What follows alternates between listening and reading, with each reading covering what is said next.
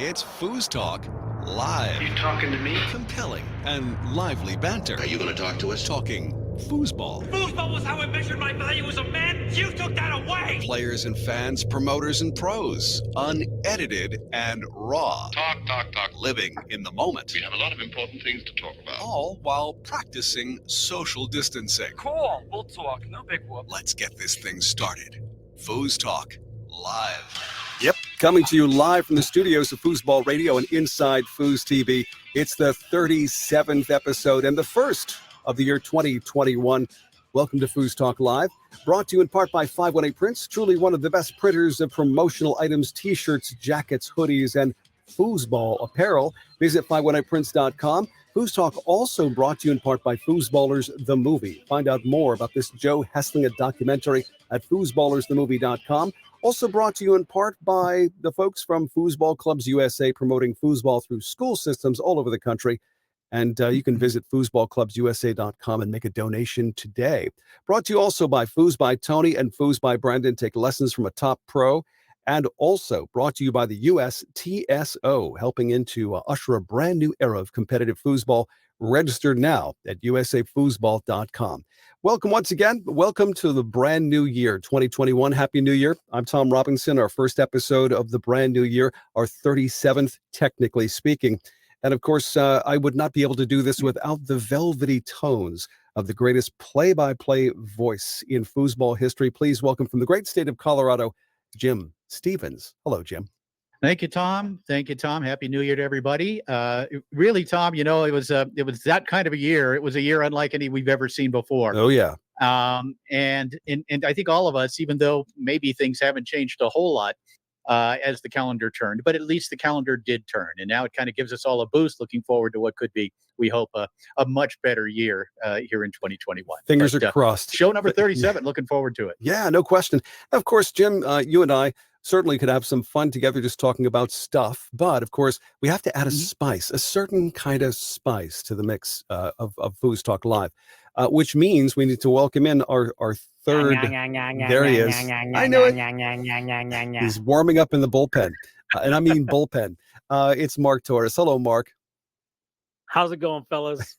Like you called me spicy, a little appropriating. Spice. Am I Hispanic today? I don't know. No. I'm a habanero, dude. Hey, it's cool. It's your acerbic wit. That's what it is. Acerbic. Oh, okay. That's spicy, right?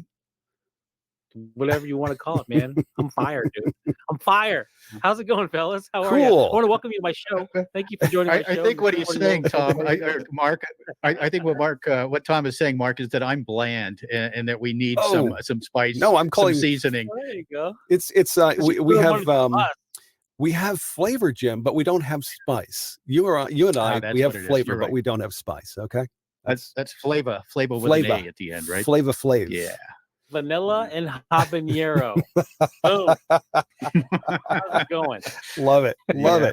Hey guys, an interesting show tonight. You know, usually we have a special guest. We do have a guest for a little bit tonight, but it's for the first time ever. You know, I was thinking about it earlier this week, and I thought, you know, it'd be kind of cool if we could have some interaction with the Facebook group, with the listeners, with viewers of Inside Foos TV, and they could ask Mark and I, and you, Tom, and Clay, anything. Sure. Ask us anything. And I believe we are obligated to answer truthfully. I think that's what this is about. Okay. We have to be honest. We have to answer truthfully. Mark, can you do that? My nickname is the father of lies. There's so a I'm hesitation. Not sure, but I will try. I swear, I do my swear I'll answer to the best of my ability, which is next to nothing, like I'm a beginner. So it's cool, you know. Clay Toomey in the house, ladies and gentlemen. There's no chance I tell the truth on anything unless it's something that I don't like. Then I'll tell the truth. All right, no, that's fine. That's fine. I promise to tell the truth. It might not be all the truth, but I will tell the truth tonight. So that's going to be fun. We're going to talk with Jason Wicks tonight. Also, the new president of TornadoFoosball.com. How about that? That is also, cool. Of course, Bearded Foosball. So we're going to talk a little bit with him about that. And we're moving to the 1990s. We focused on the 80s a few weeks ago with the Dynamo Tour, then the $1 Million Tour of the 1970s on the tournament soccer table. It's now time to turn our attention to the second golden era, as it's been called. Okay. The 90s on the Tornado Tour. And, top 5 forwards from the 90s, from that Tornado tour. And, when I first thought about this, I said, this isn't going to be too tough. But Mark, I don't know if you agree, but there's some difficult choices here, aren't there? My top two, I think I've decided right now, like right before the show started, I decided who my top two. Yeah. And when you hear the logic, it'll make sense. But at first glance, it's going to be a head scratcher. I'm excited to get to it when we get to it. It's going to be fun. Right. Looking forward to all of that. And Mark, it will appear on a list, I think, tonight. And remember, Mark did win a world championship in the 1990s. As a forward. Is that a clue? As a forward. As a forward. Yep. Ooh. Well, yeah. I'm sure he's not on my list, but. I'm not, dude. Oh, why not, Jim? Because he's weak. I'm sure he's on more than a few lists, if we're being honest. But that's for sure. But I did bring it up. Just to focus once again, as we have every one of the 37 weeks on Mark's 1990 Amateur Doubles World Championship. And we will again at some point tonight as well. So exciting show. We got a flashback and all of that as well, Tom. Yeah, looking forward to all of this. And of course, in order to, shall we say, do it right, we need some social lubricant. What Jim and I like to do right about this time is to reveal our favorite IPA. Oh, yes, social lubricant and in the form of an IPA. And Jim, what is yours this week? Social lube. I was down in the Phoenix area a week or two ago, and it's called the Santan Mountains, or the Santan Mountains down near Phoenix, and they have a brewery close by the mountains. Cool. This is the Hop Shock IPA from The Hop Santan Shock. Brewery in Phoenix, in the Phoenix area. And so let's have a sip of this. And I always like to drink my beer, even if it's not a double IPA. I enjoy a snifter. So there we go. Oh, there you go. I appreciate that. That's a very classic thing for you to do. He's going through great pain. Delicious. That pinky usually fires out like he's a. Extend thy pinky. Yeah.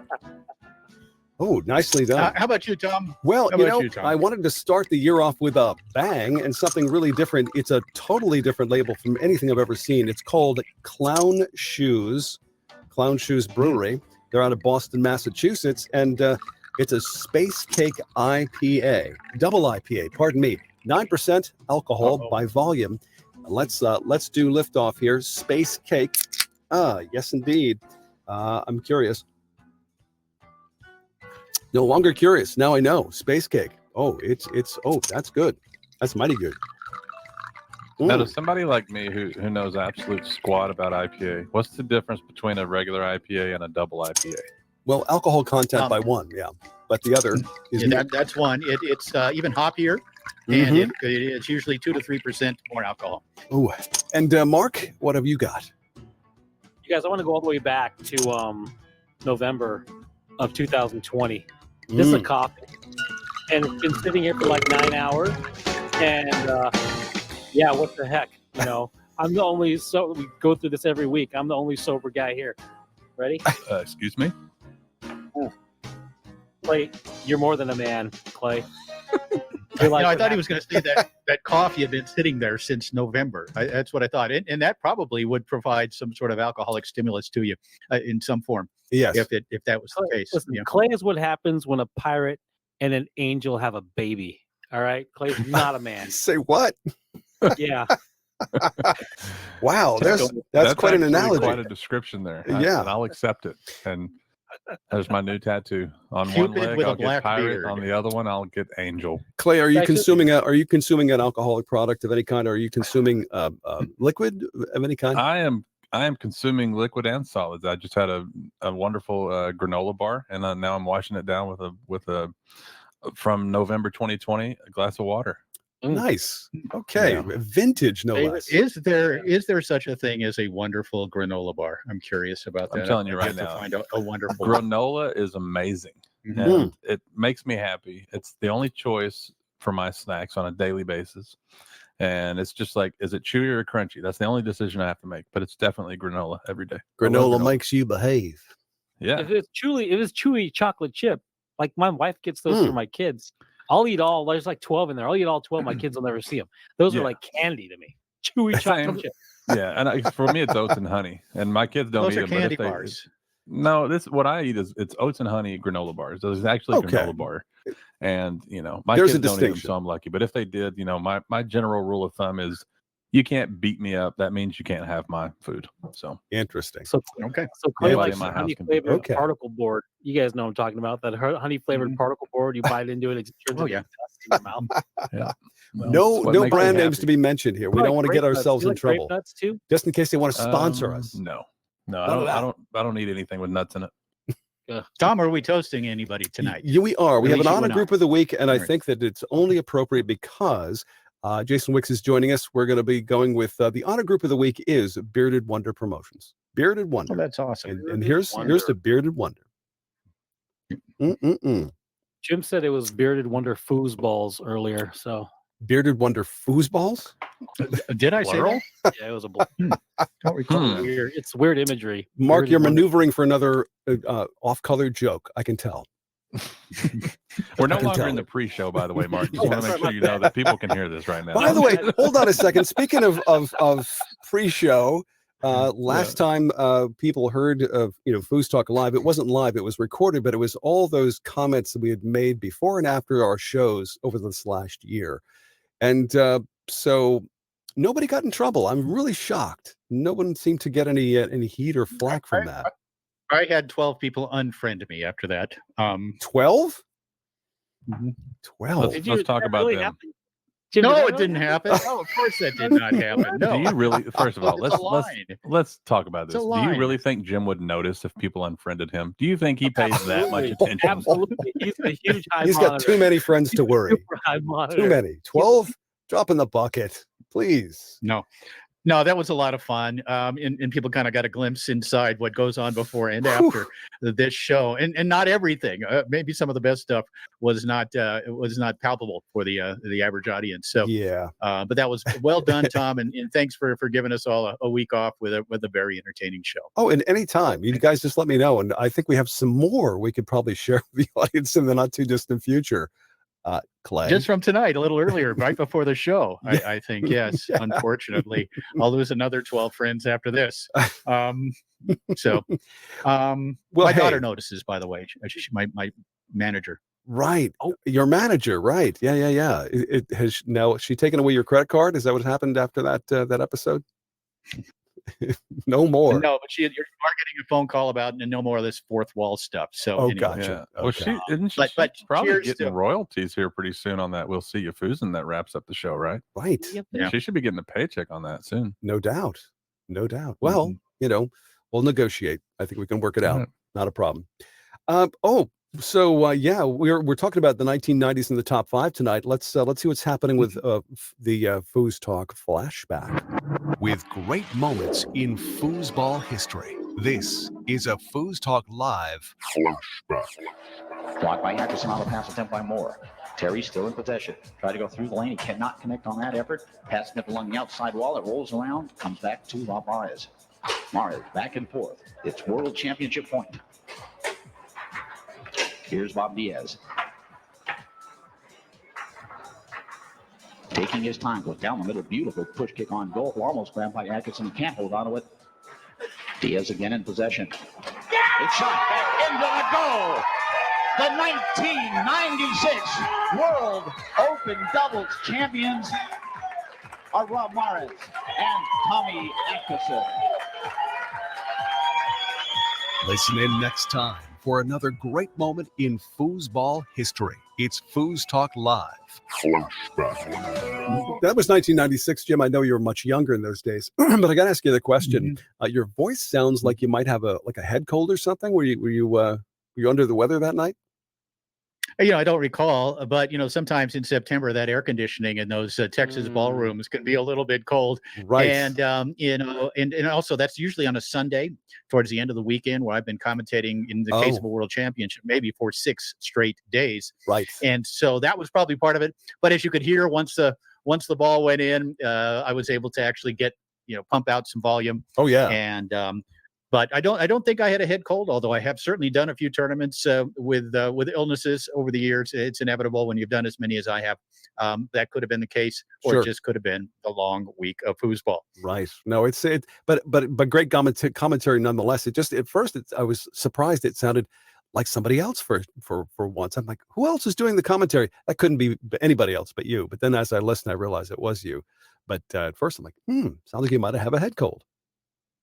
Mm-hmm. So what's here's a voice question for you. When your voice is like that, what should you do, Tom? I know you're a voice man. You're a voice expert. I think Mark could chime in on that. It's yes, you can do all kinds of go exercises. to Stephen Hawking route. The Just have a Stephen computer Hawking do it for you.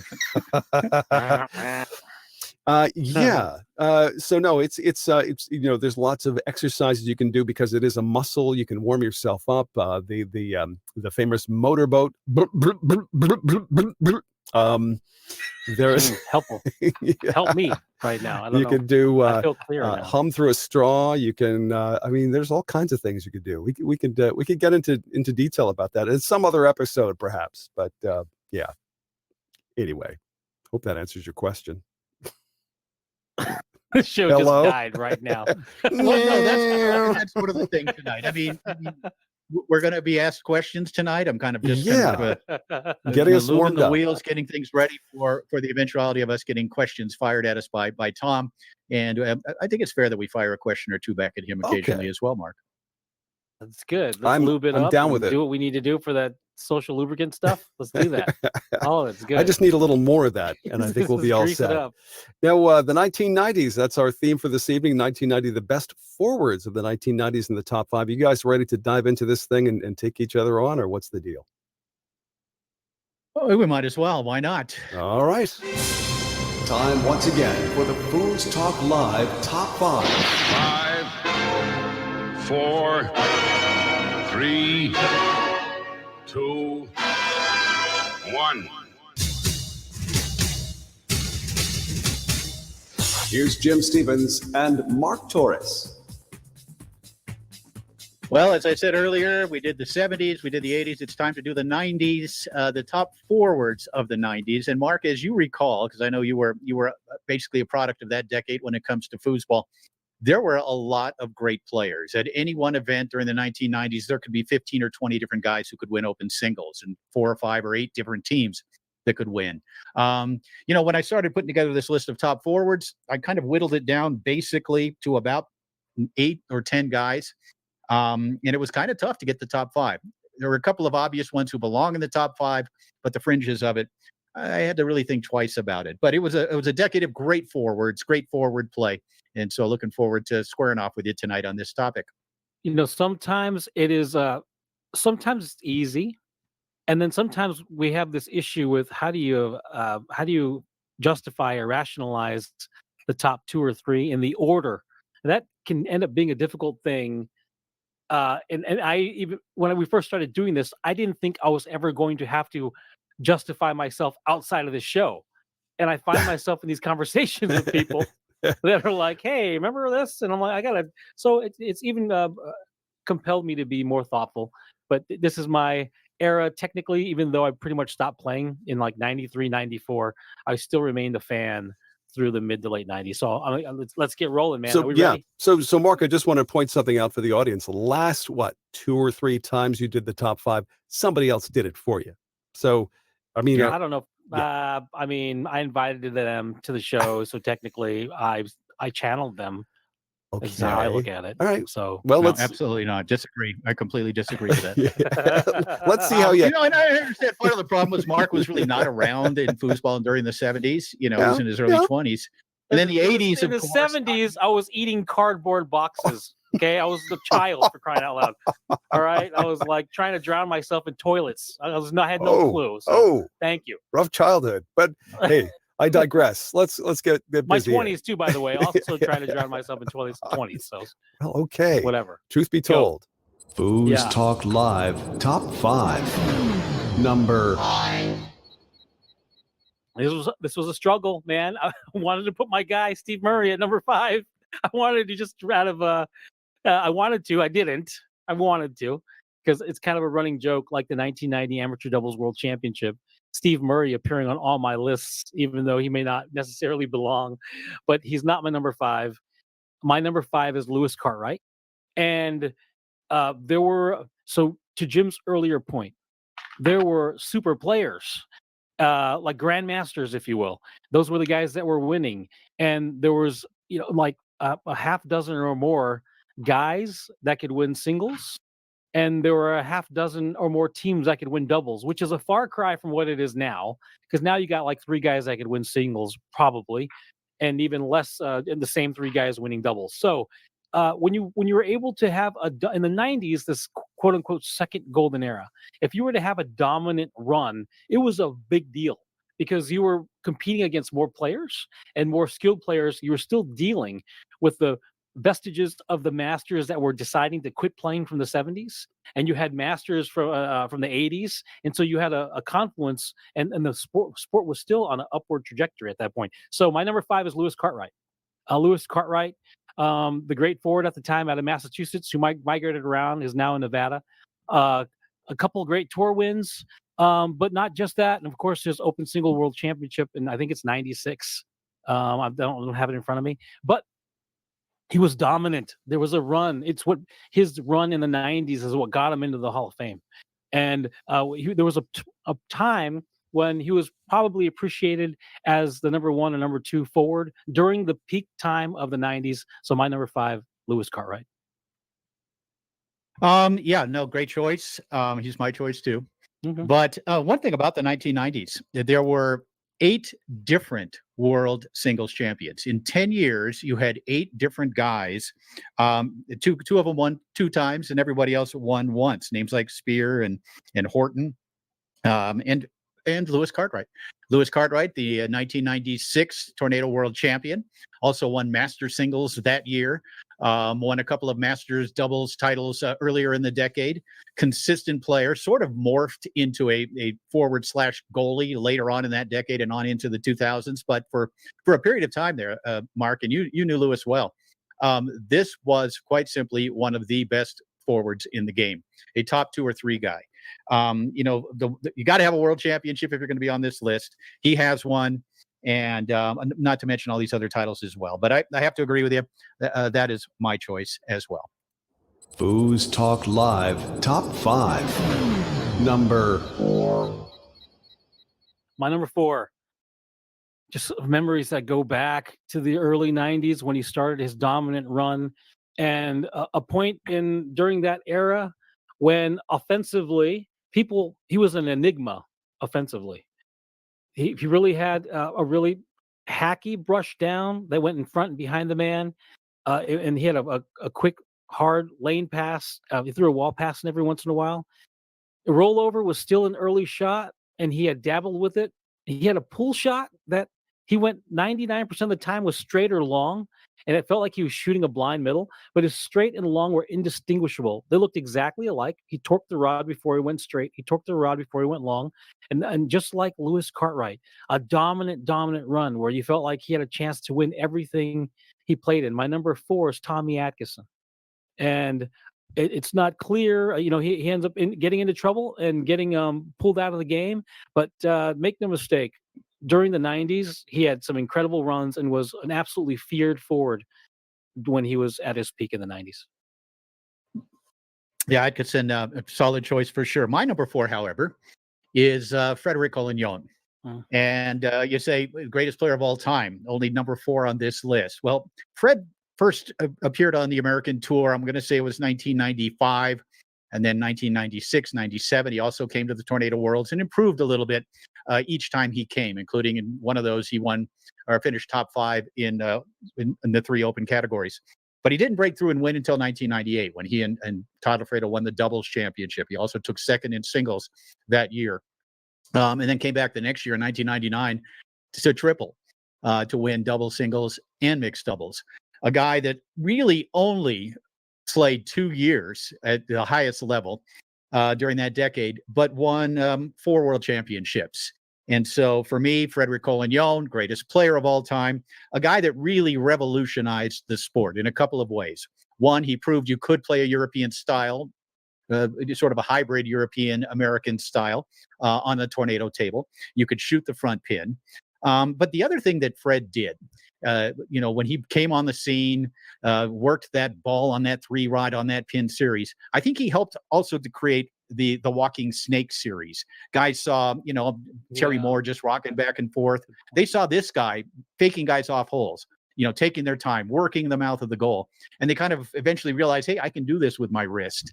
And I can create this walking snake. And so I'm going to give a little bit of pioneer status to Fred for helping to create that. And also just a dominant last couple of years. He was also a champion at the, or was it second place at the Hall of Fame Classic in '98? So he kind of really burst through in '98 and in Vegas, and then at the Worlds, and then of course '99 he triples. For me, number 4, it feels funny saying it, number 4, the greatest player of all time, Frederick Colin Young. FoosTalk Live Top 5. Number 3. See, I got Fred at number 3. And I could see the argument for being number 4. He moved up because he won his 2 world titles in 98 and 99, but he also wins open doubles 2000, 2001, 2002, which technically don't count. I get it. We're talking about the 90s. I didn't know if I knew that no matter what he was playing in the States from 98 on, he was either in the finals or winning. He was either in the finals or winning. I knew that. I didn't have it in front of me. And the fact that he matched, he did it in 2 years. What took Tommy a big stretch to win 2 open doubles world championships, and Lewis didn't get his open doubles world title until the 2000s. Terry only has 1 open doubles world title during that time, so I had to figure out where to put Fred. It was not number 1. It was not number 2 for me. Frederico at number 3. For me, of course, we're going to flip-flop here. It's Tommy Adkisson. And Adkisson, 4 world championships total in that decade. 2 doubles, 2 singles. 1 doubles with Russ King, 1 doubles with Robert Mares, that you heard earlier in the flashback. And then those 2 singles championships as well. This guy was something else. As you said earlier, Mark, he was different. He didn't have the great 3-row, had the killer brush down on the 5, was super quick, always beat people to the punch. This was a guy that never took more than a couple of seconds on any rod at that time and got away with it somehow. No one ever had. But he was also a champion. He was a national champion and a couple other titles along the way. But a guy who kind of revolutionized the sport. We had never really seen anybody quite like him. There were fast-paced players in the past. Johnny Horton comes to mind with a fast tic-tac and just always energetic and moving forward. But Adkisson was a different animal. And an animal he was on the table. If you look at, from that flashback tonight, the way he would roar at the crowd after scoring a goal in that match that we got the final ball from. This guy was so aggressive, and 4 world championships kind of says it all. Only other guy to win 4 world championships is upcoming on my list as well. But to win 4 of those in doubles and singles, was an amazing accomplishment. So for me, Adkisson is number 3. FoosTalk Live Top 5. Number 2. Just one quick thing on Tommy. He reminded me of, and it's fitting, Mike Tyson. Remember when Mike Tyson was, I think at one point, I don't know what, he was 28-0 with like 23 knockouts or something. And he was destroying people. And he was like 5'10". And these other guys that he was fighting were like 6'2", 6'3". And he would crush, he would get inside and he'd throw, his punches were automatic and he punched through the person. And he did it so quick and so devastating and so lacking in hesitation. And Tommy Adkisson reminded me of the same thing. He just steamroll people. He'd get a grip on them mentally and then physically overwhelm them. So it was Mike Tyson, Tommy Adkisson, same thing. Number 2, I struggled with this. And my number 1 and number 2 are going to make sense. I don't know what order you have them, Jim, but I have Terry Moore at number 2. I have Terry Moore at number 2. There is no doubt, man. Like, I was there when Terry was a rookie. I played him as a rookie. I played him as an amateur. And then I remember he went on the road tripping and it turned into a completely different beast, like an absolute animal.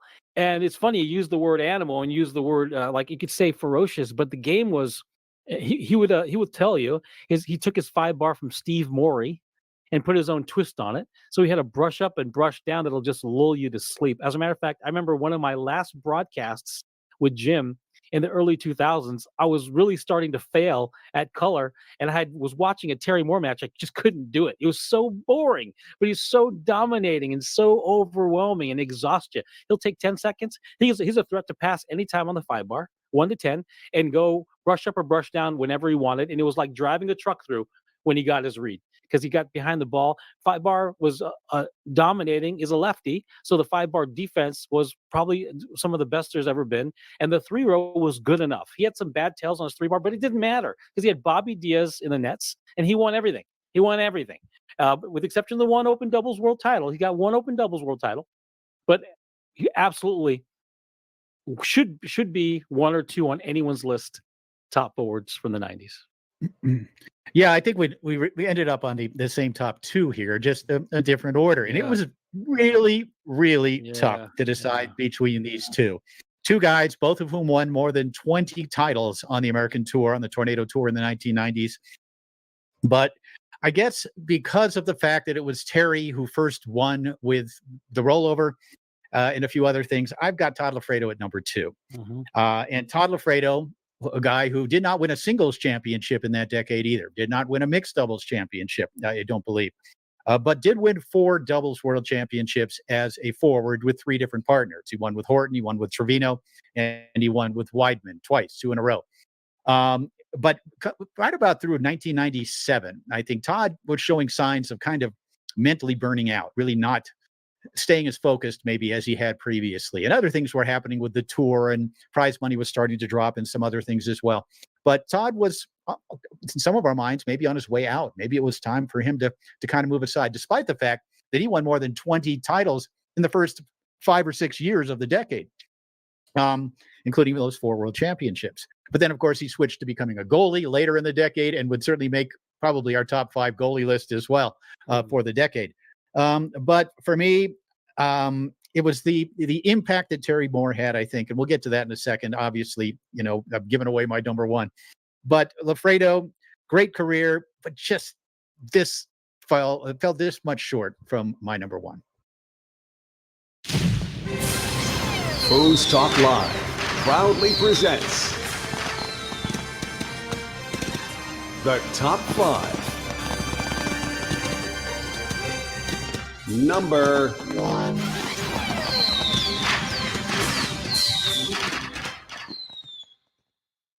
Well.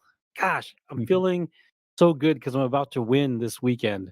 After 4 straight wins with other people being my proxy, I'm going to win one again with my own assertiveness and skill and confidence in this particular debate. Okay, who is Frederic without Todd Loffredo as a forward? Who is Terry Moore without Todd Loffredo? I want to tell you why I decided within the last hour why Todd Loffredo should be number 1, and I'll tell you why. I was a novice player. It was 92. I believe it was 92, and Terry was on the road, and Terry and Todd are playing together in California. Todd's playing goalie for Terry Moore, and Terry Moore is basically just bust. He's just turning into like a top forward, and Terry does something really dumb on the 5-bar, and Todd Loffredo looks up at me, not because he knows me at all. He would have looked up at anybody. He looks up at me from goalie area, and he rolls his eyes, and he says, "Effing rookie," about Terry Moore, who's his forward. He calls Terry Moore an effing rookie to me because Terry Moore blew it on the 5-bar. And Todd Loffredo, I have no idea. He probably didn't. He probably respected Fred too much. Although I wouldn't be surprised if he did to Fred in 97 or 98. I wouldn't be surprised if Todd looked up and said effing rookie. But Todd is the reason why Terry is great. And Todd is the reason why Fred is great. And so if you're going to talk about someone who coached probably the 2 other best forwards of all time, these guys might not have been, I mean, they would have been great anyway. I don't want to be overzealous, but there's something to be said about where Terry and Fred could be without Todd Loffredo. So I had to put Todd Loffredo number 1 because he's the genesis and maybe the mentor that the gateway to these guys' greatness. So my number 1, Todd Loffredo. Speaking of Loffredo and guys like Michael Jordan and apparently guys like Mark Torres as well, there's a certain arrogance, right? You have to be arrogant in order to be great. Right? Touche. And you're already I don't assuming know. you come into this final round of this top 5 debate, whatever we want to call it, thinking you're going to win. I'm going to win is what you're thinking. And that's great. You've got to have that kind of confidence and that kind of arrogance really to be great. However, give you a couple of stats. Oh no. You know, Terry Moore, care about 1992 Get breaks him, through. Jim. Get him. My number one is Terry Moore. Breaks through in 1992, becomes the first player to ever win a major championship, and that's at the kickoff in 1992. Then wins the world championship that year in doubles and mixed doubles. Comes back the next year, finishes second to Tommy Adkisson at the Worlds. Let's fast forward a little bit. Let's go to 1996, when Terry Moore appeared in 11 finals, won 6 major titles, was the forward of the year and the player of the year. And I believe he won 5 different forward of the year awards and 4 different player of the year awards during that decade. More than Loffredo on both counts. In 1997, Terry Moore, in a year where the prize money had started to drop, they were down to only 3 major championships. He walked out of there with $21,000 in prize money for the season among the majors. He appeared in 10 finals, won 8 of them. Terry Moore in 1997 appeared in 10 finals and won 8 of them in the open division. This is a guy that was dominant. No, he only has the 1 open doubles world championship. He's got a few other mixed doubles. He's got the 2 singles world championships, but in 92 and 98. But this was a guy that was the player of the 90s. And he wasn't a goalie. He was a forward. The player of the 90s. When you look at the record, of course, Loffredo had a great, great decade. But his influence on other players started far before that with many others as well. And there's no question Todd's been one of the most influential, including with guys like Frederic Collignon and Terry Moore. But when you look at the numbers of Terry, the consistency, and this doesn't even include the state and regional championships. One year, I think he won 10 or 11 in a row out traveling the country early on. And so this was a guy, the record speaks for itself. The influence on the game itself speaks for itself. And here is no question in my mind, and I'm sure in the mind of anyone who is not as arrogant as Mark Torres, that Terry Moore should be number 1. I'm going to ask you a question, Jim. Here's a good one. And you got to answer honestly. Answer honestly. Okay. It's that kind of night. Yeah. Let me set it up for you. Okay. You're in the 7th circle of hell right now. 7th circle, freezing. Mm-hmm. And you come up to the table, and Mephistopheles has picked Lucifer as his partner. And you got a choice as your forward to play to get out of hell. You got to choose during their peak in the 90s. You got to choose Terry Moore or Todd Loffredo to get out of hell. Who do you choose? Frederic Collignon, for sure. Why am I limited to those 2 guys? I can have anybody I want. He took Lucifer, for God's sake. I just asked you. You got to pick between Terry and Todd as your forward to get out of hell. Based on their 90s play, based on their results in play in the 90s as forwards, I'll take Terry Moore. You're high, dude. You're high. Wow. You're high as a kite. There's no way. Look, Todd's gonna. You remember my Batman Todd analogy, dude? My Batman Todd. Obviously, if we're going to go greatest players of all time, Todd Loffredo is ahead of Terry Moore. There's no question about it. But for the 90s, as far as forwards go, now if we're talking player of the 90s, that may be different because of Todd's influence as a goalie as well. Just stop. Just go down, kicking and screaming, dude. You got owned. I'm gonna chime in here, guys. I'm sorry, but I'm siding with Jim on this one. I'm sorry. Oh, you're smoking crack. Siding with Jim. No, you know what that means. I got to side with Mark then. Just by default. Comes down to a coin flip. Yeah. And again, though, Mark, in all seriousness, that's how close this really is. I mean, it is. It is. And really, when I first looked at this, I said, well, there's no question Terry Moore is going to be my number 1. And then I started looking at the numbers, especially from the early 1990s. And I said, wow, this was quite a decade for Loffredo. He and Scotty Weidman also became the first team to ever double, go back to back, rather, at a world championship. So no question, it was close. It was razor thin. Can I interject here? Even though my knowledge base is not what you guys have, but didn't Terry Moore invent or start using the snake shot before everybody else? Not really. There was a couple guys. He was the first one to use it. But I mean, to win with it, though. Like he was the first one to dominate. To win big with it. Yeah, in fact, that's going to lead to something here. My honorable mentions for the 90s, and we'll get to that question here in a second here, Tom. But you got to think about guys like Dave Gummison, 1995 Yeah. world singles champion, national champion as well with Don Swan. Johnny Horton, who earlier in the decade, in towards the middle of the decade, probably had 5 or 6 titles, including a world championship. Robert Morris. Yeah. It's hard to think of him. I don't think of him as a forward. I don't think of him as a goalie. I think of him as a foosball player. He's neither. He's both. So you got to talk about him. And let's not forget about a guy named John Smith, who back in 1991 doubled at the World Championships, winning doubles and singles. I mean, think of that in that era to win both of those on one weekend at a Tornado World Championships. And speaking of John Smith is the guy here in this country that I have learned through research to give credit for inventing the snake shot back in the early 1980s, about 1982, 83. In fact, in 91, when he won those world championships, he used the snake shot. Not entirely, not completely, but a little bit in his run towards the title. So I give him credit for it. He was, there were others that sort of started to use it both locally, regionally, and out on tour as the 80s came to a close. I first saw it in 1989 with one of our local players in Southern California, a guy that actually ended up teaching it to Terry Moore. But Terry was the first guy to win with it, Tom, and that's kind of the thing. The first guy to win major championships was Terry Moore. And we also kind of saw it coming. When we first saw the shot in 89 and then through 1991, on a local basis especially, we said, that shot's tough to stop. And it's easy to learn, and that's a debate for another day. So doesn't he get points for innovation? You're at taking a chance. Either 91 or 92. It was the year that John Smith won open singles. He played Loffredo in the final, and it was absurd. They couldn't stop each other. They couldn't score on each other with pull shots.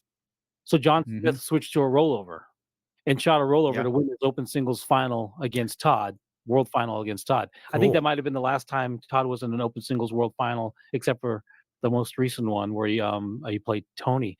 But John actually switched to a rollover, and that's what won him that open singles world title. Now, it was a flash in the pan. It was a novelty thing, and we at the time, but Terry has got to be credited with making the rollover the dominating shot that it was. Yeah. Bam. Case closed. We'll have to make a ruling. Got to get a ruling on that one. Back on a winning streak, Tom. Back on a winning streak, buddy. I agree, especially after this nonsense of having a ringer come in to stand in. I mean, can we make an amendment to the Constitution on that one? By the way, no more ringers. Yeah. Mark Torres is uncontrollable. There isn't anything we can do about him. We just got to deal with it. He's like a wild stallion. He can run really fast, but he also, kicks a lot of people. And so drinks Grey Goose. We just have to deal with it, Tom. Not unlike Michael Jordan. You can't stop me. You can only hope to contain me. Oh. And you use big words too. Yes. Contain. 2 syllables. Huge. Well, so guys, this last week there's been a lot of exciting news, not just because it's the new year, but there's been some changes in the establishments that we've all known so well over the decades when it comes to foosball equipment, especially. Everybody's aware of tornadofoosball.com, and of course Charlie, who's has been running that for 4 decades now for that company. Yeah, for sure. And Charles MacKintosh, a very good friend over the years, a man who has done so much for foosball. We talk about tornadofoosball.com, a company that sells tables and parts, etc. But Charlie did so much more than that, both as an official, as an executive on tour, as a player, as a promoter of tournaments. The North Carolina State Championships, still one of the longest running tournaments in North America. And, I talked to Charlie a few weeks ago, and he said that he was thinking of retiring. It was time to retire, time to move on, and that he had found a buyer for tornadofoosball.com, and he was turning it over to some people that he felt really, really good about. Cool. He didn't want to just to get rid of it, sell it, let it go, whatever happens. He had to feel secure that it was going to be in good hands moving forward. And Mark, I know you know Charlie very well, and our upcoming guest here, the new president of tornadofoosball.com, very well as well. Charlie had an incredible run, did legacy work for foosball that'll never be forgotten. Actually, is memorialized right in the Hall of Fame. But I'm excited to get Jason on to talk about the future of the site. And so, Jason Wicks, welcome to FoosTalk Live. Thanks for having me on, Tom. Oh, you're quite welcome, man. So, congratulations on this amazing transformation from Bearded Wonder Productions. Now, of course, the president of TornadoFoosball.com. How did this all come down? I was actually contacted by Steve Murray because anything that happens in Texas with foosball goes through Steve Murray. And he said that he had known of a good opportunity for me. I was an insurance agent before this, and he said it'd be something that could set me up to where I can play foosball professionally and actually get paid for it. Yeah, very cool. Very cool. And so had you had any advance warning as to how this was going to go? Was it something that just happened in the last month, or what was the deal? Oh, it was fast and quick. I met with Kelly Stites, the owner of Valley Dynamo, and we went to dinner. We talked for probably 3 or 4 hours. He called me the next day, said everything was going the way that he wanted it to, wanted to get a grasp of how interested I was. I told him, this would be a dream thing for me to be able to do. He kind of laid out what he's looking from me and where we're planning on taking it, and we both felt it was a good move, and so we went ahead and moved forward with it. Oh, very cool, very cool. So now, what's the first thing you need to do as the new president? What's your first goal?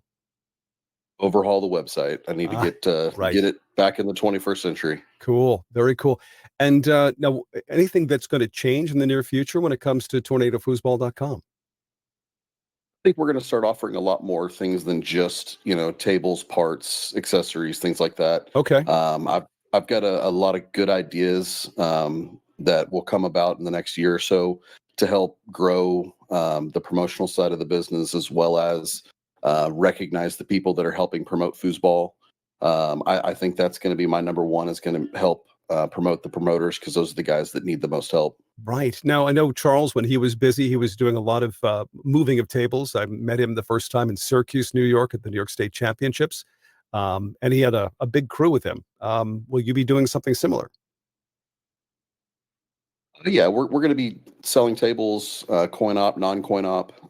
We have a pretty big non-tournament player base that buys tables from us. Okay. So retail sales are pretty big for us. Basically, I want to take what Charles was doing and make it bigger and more efficient. Gotcha. Wow, this is exciting stuff, man. This is a whole new world for you.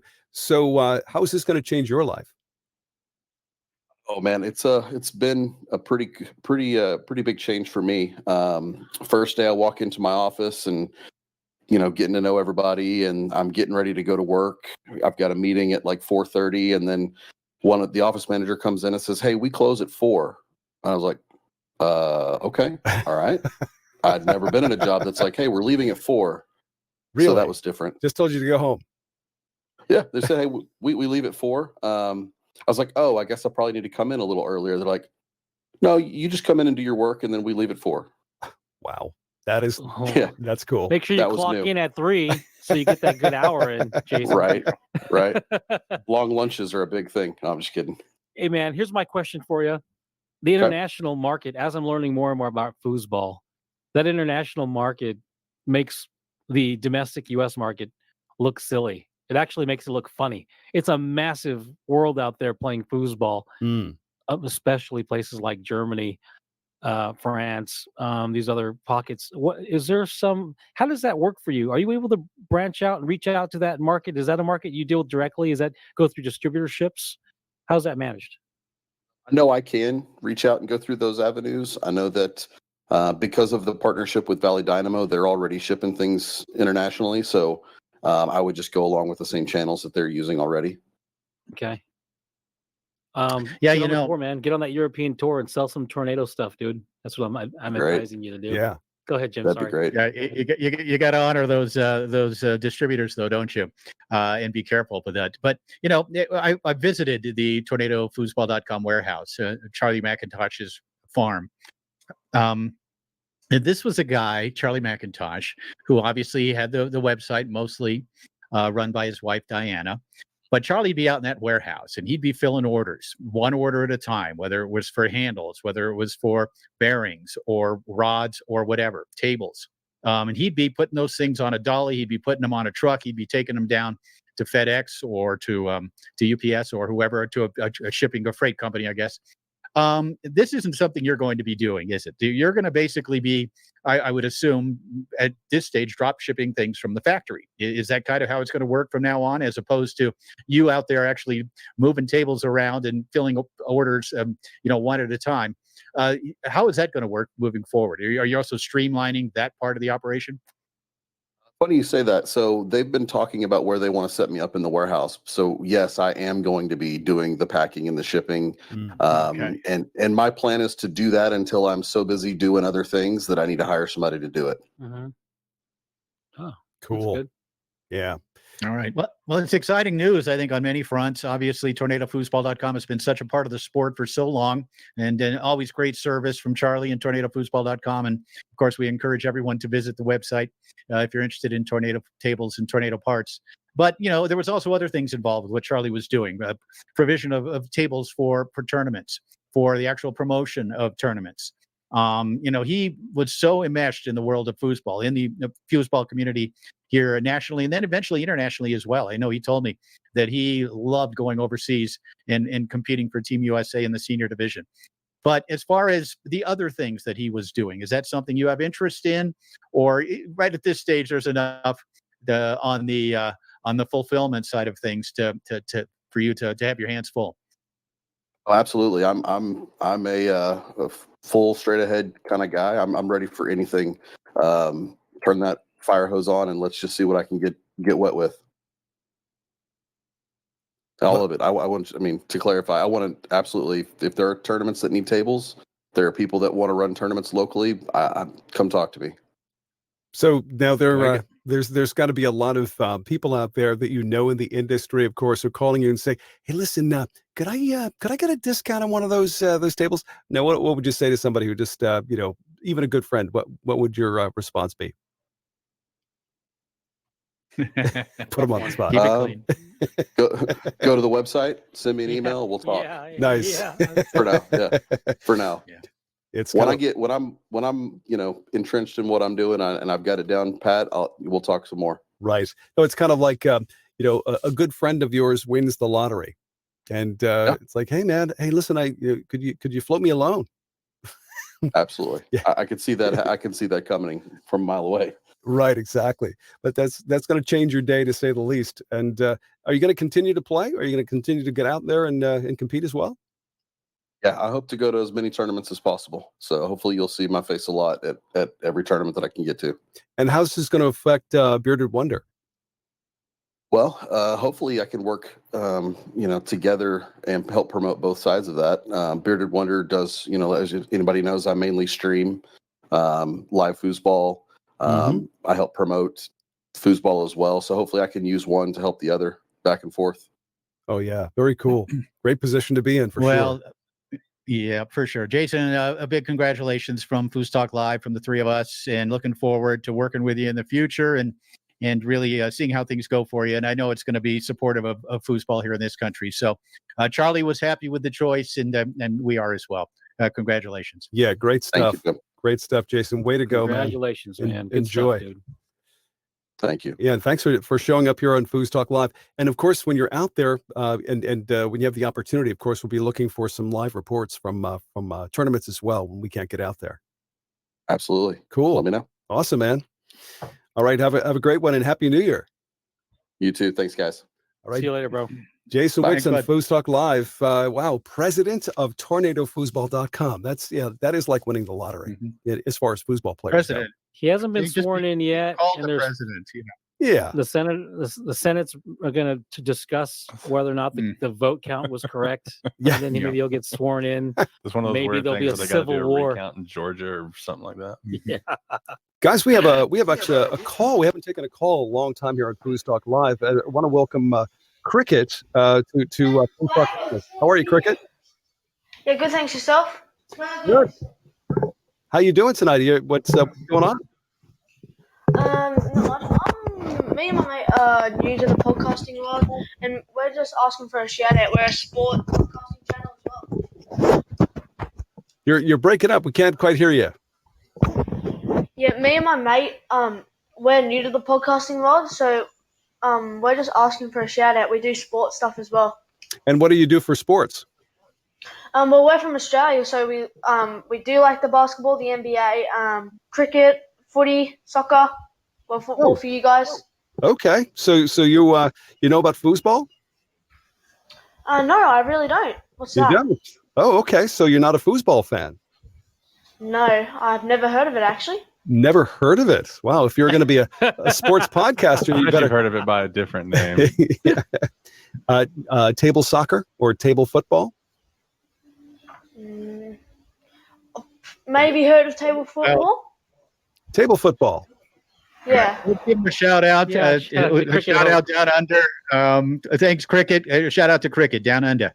Thank you. There you go. You got Shout it. out. Hey, thanks for reaching Cheers, out. mate. Thank you. Take care. Happy New Have a Year. good one. Yeah, you too. We don't have a screener here. We don't have a, Yeah, we don't have a Dude, we haven't screener. even Hey, had you a know, caller in months. It's an We'll open take it. forum tonight, guys. We'll just it, take dude. whatever I'm calls. so happy someone called in. You know what that reminded me of? There's a scene in Airplane where remember the scene in Airplane where the kid comes to the back of the plane and goes Yeah. and talks to the pilot? Do you remember that scene from Airplane? Yes. with Kareem Abdul-Jabbar. Yeah. Oh, yeah. Yeah. You ever been in a men's locker room? That was fun. We need a All right, screener. let's though. move on. Yeah. Oh, but you know, it kind of sets us up because we are going to be taking questions tonight. In fact, I think it's time we get started with this feature, but we've prepared something very special. Here we go. FoosTalk Live proudly presents Ask Me Anything. You can ask me anything. You have to ask me nicely. You've got to ask yourself one question. Do I feel lucky? Well, do you, punk? You have some questions for me, do you? All right, well, let's get to them. Yeah, let's get to it. We've got a bunch of questions here now. Of course, Jim, on Inside Foos TV on your Facebook page, you offered the opportunity for people to write in their questions, and of course, the lines are open. You can also call in your question this evening.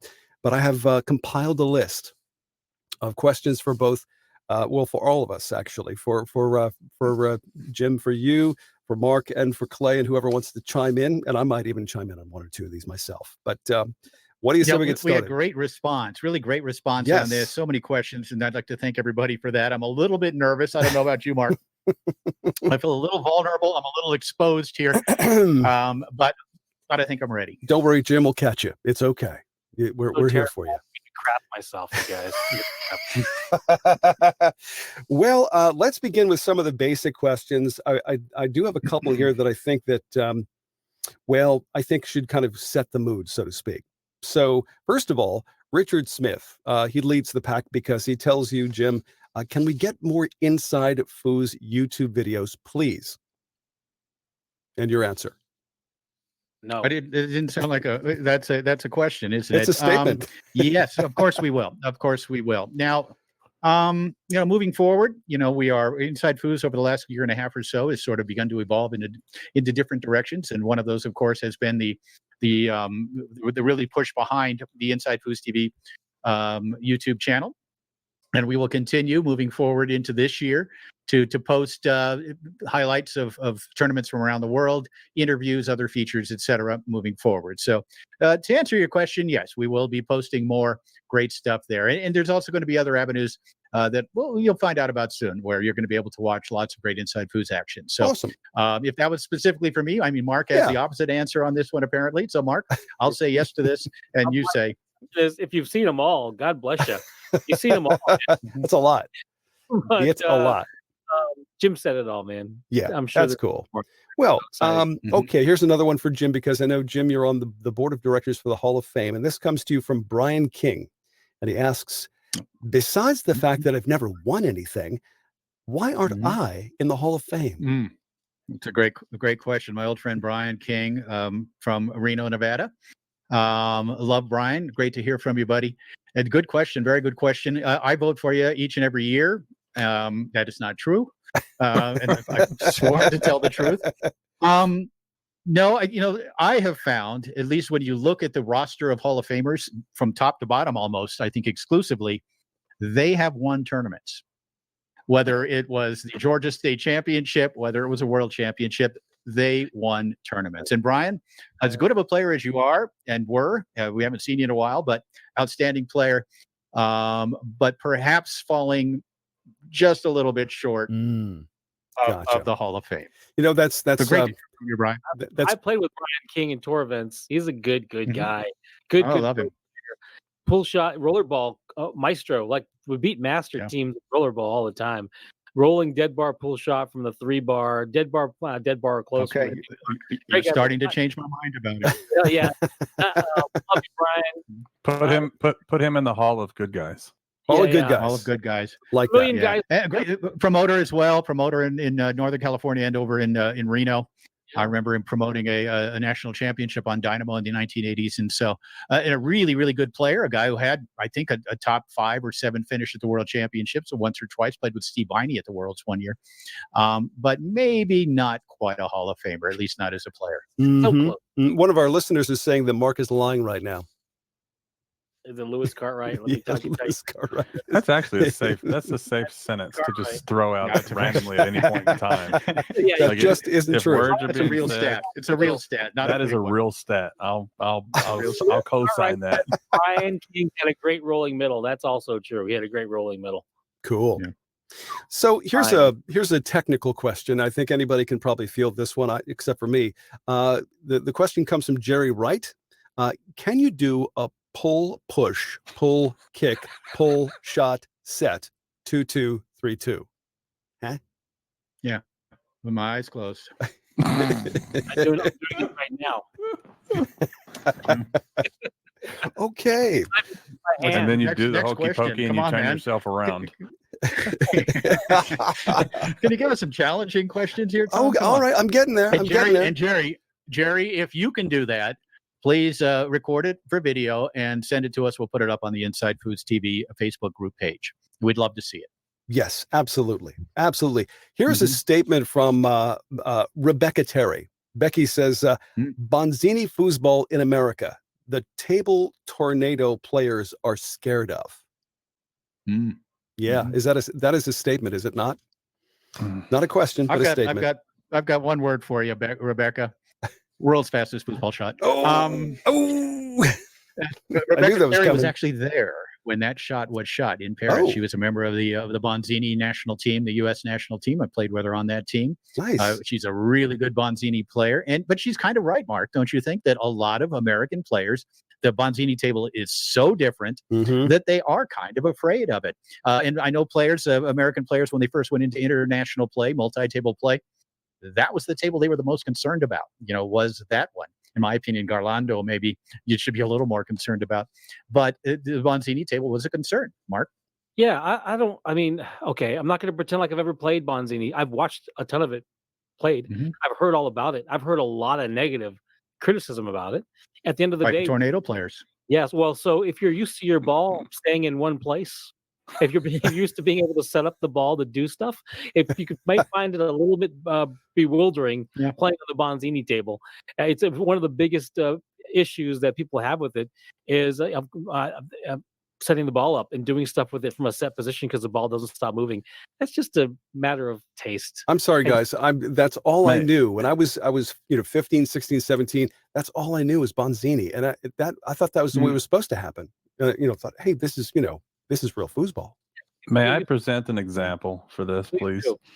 If you went out into my front driveway and took all the tires off my car, you left the wheels, everything else is normal, but you just took the tires off, I would not be scared to drive it down the road, but I would hate every single second of it. It would be uncomfortable. It wouldn't make sense. People would look at me and wonder what is wrong with this guy when there's so many better options. So I think fear is probably not the thing with Bonzini. I love it. I love it. It's just not optimal. Pull a tire, and you just keep driving because you're on the freeway, and you're like, I'm just gonna drive this thing till it grinds to a stop. I'm gonna drive and the Bonzini. The Bonzini for me has always been. It always has reminded me of like a '57 Chevy. If you know what a '57 Chevy is, I know most of you over the age of 40 do. The Bel Air. But it weighed about 40,000 pounds, and it was heavy. And it didn't change. I mean, really, the Bonzini table hasn't changed in about 70 years. Little minor changes. True. A Bonzini player will tell you, the balls, they have changed. I do not like them. Like the ashtrays. There's ashtrays built into those tables. But anyway, Rebecca, thanks for the question. And I'm a Bonzini fan. I am. Yeah. Wish I had one. Yeah, absolutely. Well, let's get on to more serious stuff. This could take a little while to answer. How about this one from Raymond Cordova? Should players ever be reset to a lower rank they achieved, even if they quit playing? Sure. You take this one, Mark. Go ahead. I think it depends. If you are at one time you were a master player that won master level events or open events at the major level, I don't know if there's a functional reason to ever get dropped down to expert. I think that's a different question than if you were an expert in 1980 and stopped playing, should you be rationally dropped down to beginner or rookie or whatever? Or amateur. Different, yeah. So I think it's I think some of that's dependent on I think some of it's dependent on at what level you played at when you were in your prime. I don't have a problem with experts going down to amateur. I do have a problem with Terry Moore coming back as a rookie and winning 13 events. So I think there's a difference there. Wouldn't you say though, there'd be a problem with that? If that were the case though, if someone dropped out for 20 years, came back and played at an amateur event, the first event they actually win, they should be bumped right back up to where they were, kind of like an alcoholic picking up a drink again. So who does that serve? Who does that serve? There are a whole bunch of amateurs that had no business playing against a person who had a formative 3-bar, 5-bar, 2-bar, 2 to the 5 series winning experience. A bunch of amateurs lose to that person. Is that character building or is that there's just precedent? Yeah. Yeah, there's precedent for this. There is precedent for this. A guy that has made some of our top 5 lists of best players of the 1970s, Rick Martin. A guy, the late great Rick Martin, who passed away last year. Rick Martin came back, I want to say it's now been 10, 12 years ago, after really not competing at all for a good 25 years. He came back and he played as an expert in Las Vegas, and he won expert doubles. Wow. And so this is a guy that would go into the Hall of Fame just a year or two after that for his exploits in the 70s. But again, there's a big difference. A player in the 70s, in most cases, coming back to the Tornado Tour of the 2000s or beyond, probably should start off at an expert level, because of just how much time has passed and how different the tables are and how much the game has changed. But, for me, if a player does achieve a level, I think they need to stay there. I don't think they go back down, except maybe if a decade passes or 2 decades passes. And then if maybe you take it one player at a time and assess it that way. But generally, if you get to a plateau, I don't really see that it serves anybody, including that player, to be knocked back down to a lower level. Interesting. Even if they want to be, just so they can play more events or have a chance to win, $75 more. 75. Hey, that's a big deal. $75 extra. But Yeah. I think the inverse to this argument is when I've been raging for probably 25 years. I don't believe that. I think the master designation is total garbage. I think all you need is enough points and anyone becomes a quote unquote master. I think that's a joke. I think that people get promoted. Remember, I think there was a functional utility for people getting promoted as a business mechanism to make more money. So there's an inherent flaw right there. And that doesn't serve the competitive spirit. So I don't think someone should ever get to an expert level unless they've won X number of events as an amateur. And I don't think anyone should get to a pro level unless they've won some prerequisite number of events as an expert. And I don't think anyone should ever be a master unless they've won majors and probably even world titles, but maybe majors as the qualifier. I don't think you should ever be a master. I think you could be a pro for your entire career and never be called a master unless you've won an open event. So it's not about points then. So it's just about achievement. Yeah, and then I remember masters pay more entry fee than pros. Okay. So where's the with fewer events generally as well? Yeah, fewer events, you pay more money. What is the point of becoming a master? Yeah, you should probably. I would. You should be lower or free, no charge. If now, Mark, would you say that once you are a master, you should stay a master? You never go back down? for sure. I don't think there's even in your case of Rick Martin, rest in peace. Rick comes out of retirement and wins an expert event. Tells me he's probably a pro because it is damn hard to win an expert event. It's not easy. It is very hard. So, but the players if you're a great player in any decade, you have that mentality of playing consistently match after match after match, which is what it takes to win an expert or amateur title. It's not always the best, most talented player that wins those. It's the ones that can be consistent throughout and get through it. There's also been said, you're talking about your Masters, there's also a thought that the Masters are always maybe the top 20 ranked players, but then there would be some movement at the bottom of that list as players come up and players go down. But I think it may be a Grand Master in chess. Once you're a Grand Master, I don't think you go back down. True. I think once you're a Grand Master, you are a Grand Master for life. Mm-hmm. But it takes a lot to get there, right? It takes a heck of a lot to become a Grand Master in chess, and it needs to take a heck of a lot to become a master in foosball. But once you get there, probably makes sense that you stay there forever. Yeah, I get that. Like Jedis. We should probably have like 7 masters total in the world or less. Interesting. So, yeah. Okay. All right. Well, this is a debate we'll continue to have. Let's push on to another question Mark, here. Real question for you, Mark. Mark, who is? Sorry, Tom. No, that's okay. If that's the case, who would be, in your mind, the lowest ranked current master? Who would be the guy that should be a master, but maybe would be at the very bottom of that list? Look for the person who has one open major. It depends on the criteria. If my criteria is you got to win 3 open majors, singles or doubles, that's a very small list. So I don't even know who that. I don't even know does Steve Biney qualify for something like that. I don't. Like Robertson. Has he won 3 majors in open singles and doubles? And I'm not trying to discriminate, but I'm not sure. Yes, he has. Well, then Blake Robertson would be. I think he has. I think he's got. I think he's got 3, and that's Blake Robertson's a master player in our minds. The eyeball test, right? He is a master player, but he probably one of those winning 3 open titles is not easy. Dude, he did that in like 2018 alone. He didn't, or 2017 or 2018. I can't remember. He didn't lose in doubles. Like he killed everybody. Yeah. No matter who his partner was, no matter who his opponent was, he killed everybody. Now let me make it a step further and make it more difficult. What if you have to have 3 open major titles and 1 world title in singles or doubles? Then how many masters do you have? Because Blake wouldn't qualify there. Tony and Ryan. No. We'd have Tony, we'd have Ryan, we'd have Billy if Billy was still playing. Adrian Zamora. Robbie, Rob Moritz, Adrian Zamora. Adkisson, Todd Loffredo. You'd probably have like 6 or 7 masters. Mm-hmm. Yeah, that makes sense. Yeah, Brandon Moreland. Yeah. And you waive their entry. So, you got to address them.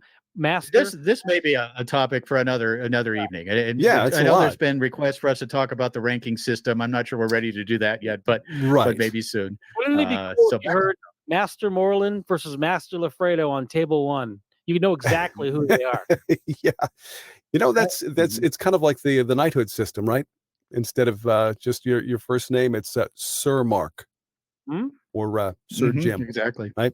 That's the title you carry with you. I'm not calling anybody in foosball, sir. Or master. Master, may I have another, please? That's funny. So okay, let's proceed down the list here. A couple other things. First of all, and I'd like to chime in on this one if you don't mind. This comes from Adam Gilson. Why does every area, and I guess he's referring to areas across the country, why does every area have the one phenom that never really breaks out? That one person who's always playing, and that handful of players that are perpetually out in 2 at the local DYPs. The former I can understand, he says. The latter confuses me. I'm not sure where the confusion comes in here. He's implying, I think, Tom, and I think you're on this. He's implying that these players are ruining his evening. He goes to these tournaments to win, and he draws this guy getting up off the bar stool who comes and plays only on that Thursday night every week. And I get or a exactly. beginning player or whatever. I get exactly what's happening here. Now, I can only refer to my own experience with this. And I got to tell you something, that if it hadn't been for the players that I met at Trick Shots in Clifton Park, New York, I might not even be alive anymore. But I digress. When it comes to showing up for DYP, whether you be a beginner, an advanced player, whatever the case, who cares? Go and play. If you don't win, great. Come back next week and try again. And why would you tell somebody not to come back? That's what I want to know.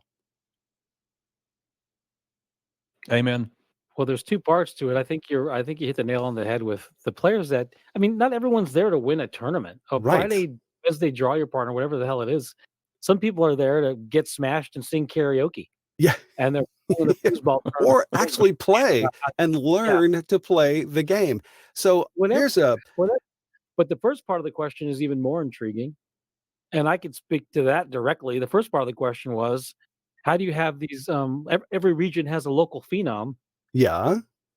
And they don't, well, that's been true since foosball, since the 70s. Sure. Every region, even more so back then. Mm-hmm. And I'm from a region that had 2 or 3 local that never won a major event. And that's because foosball, competitive foosball is an analogy, even when, no matter how big it's been, if it's 2,000 players or 400 players, it's an analogy for any other competitive ecosystem where there's going to be a very small percentage, a very localized, knowledge-based, hardworking, persevering, probably balanced in enough competitive areas that are going to win. Very small percentage, whether it's 3% are going to win, and there's going to be 97% that are the people that are going to crawl and probably never win. And that's part of figuring it out. Anyway, Jim, it depends. Yeah, right? For sure. It's to me, it's like, it's not just playing in the DYP because I just want to ruin somebody's night.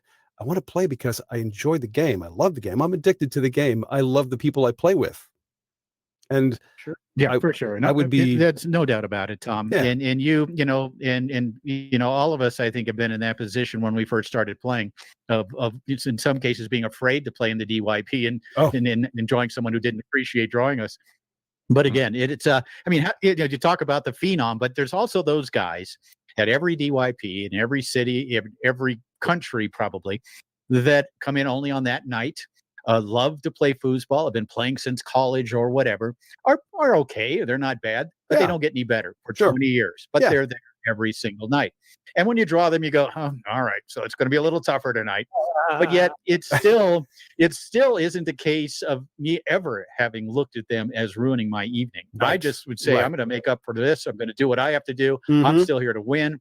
I'm still here to compete. It's, and what I do under this circumstance, playing with a player who isn't the most skilled or talented or whatever, it's how I react in that situation and how I improve and how I grow as a player and a person. As far as the phenom thing goes, absolutely. Every city has one. In a lot of cases, these are guys who are just super talents, but maybe don't have the money to go out and play on tour. Or time. And if you're going to win championships, if you're going to the time, right? Yeah. If you're going to be a pro player, you have to compete on a regular local basis. You have to practice. You have to play in your regionals, and you have to play out on tour if you're ever going to achieve, that level of play. And that's the only way. Experience is the only way to be a competitive tour player. Along with those other ingredients. But you got to play. You got to play against people who are better than you. You got to play against or in situations out on tour where the pressure is on in these situations. And so, yes, we've seen it. Oftentimes it's financially based. They just simply can't get out and compete nationally. But we've seen these wonderkins come along in every city in America, certainly. Oh, no question. It seems maybe that when we had this conversation with the USTSO this last year about the league system, about the clubs, building the clubs, maybe that's where it begins. That's where people like that, who are really top notch in their local DYP, can move forward without necessarily having to sacrifice or get a second mortgage on their home, something like that.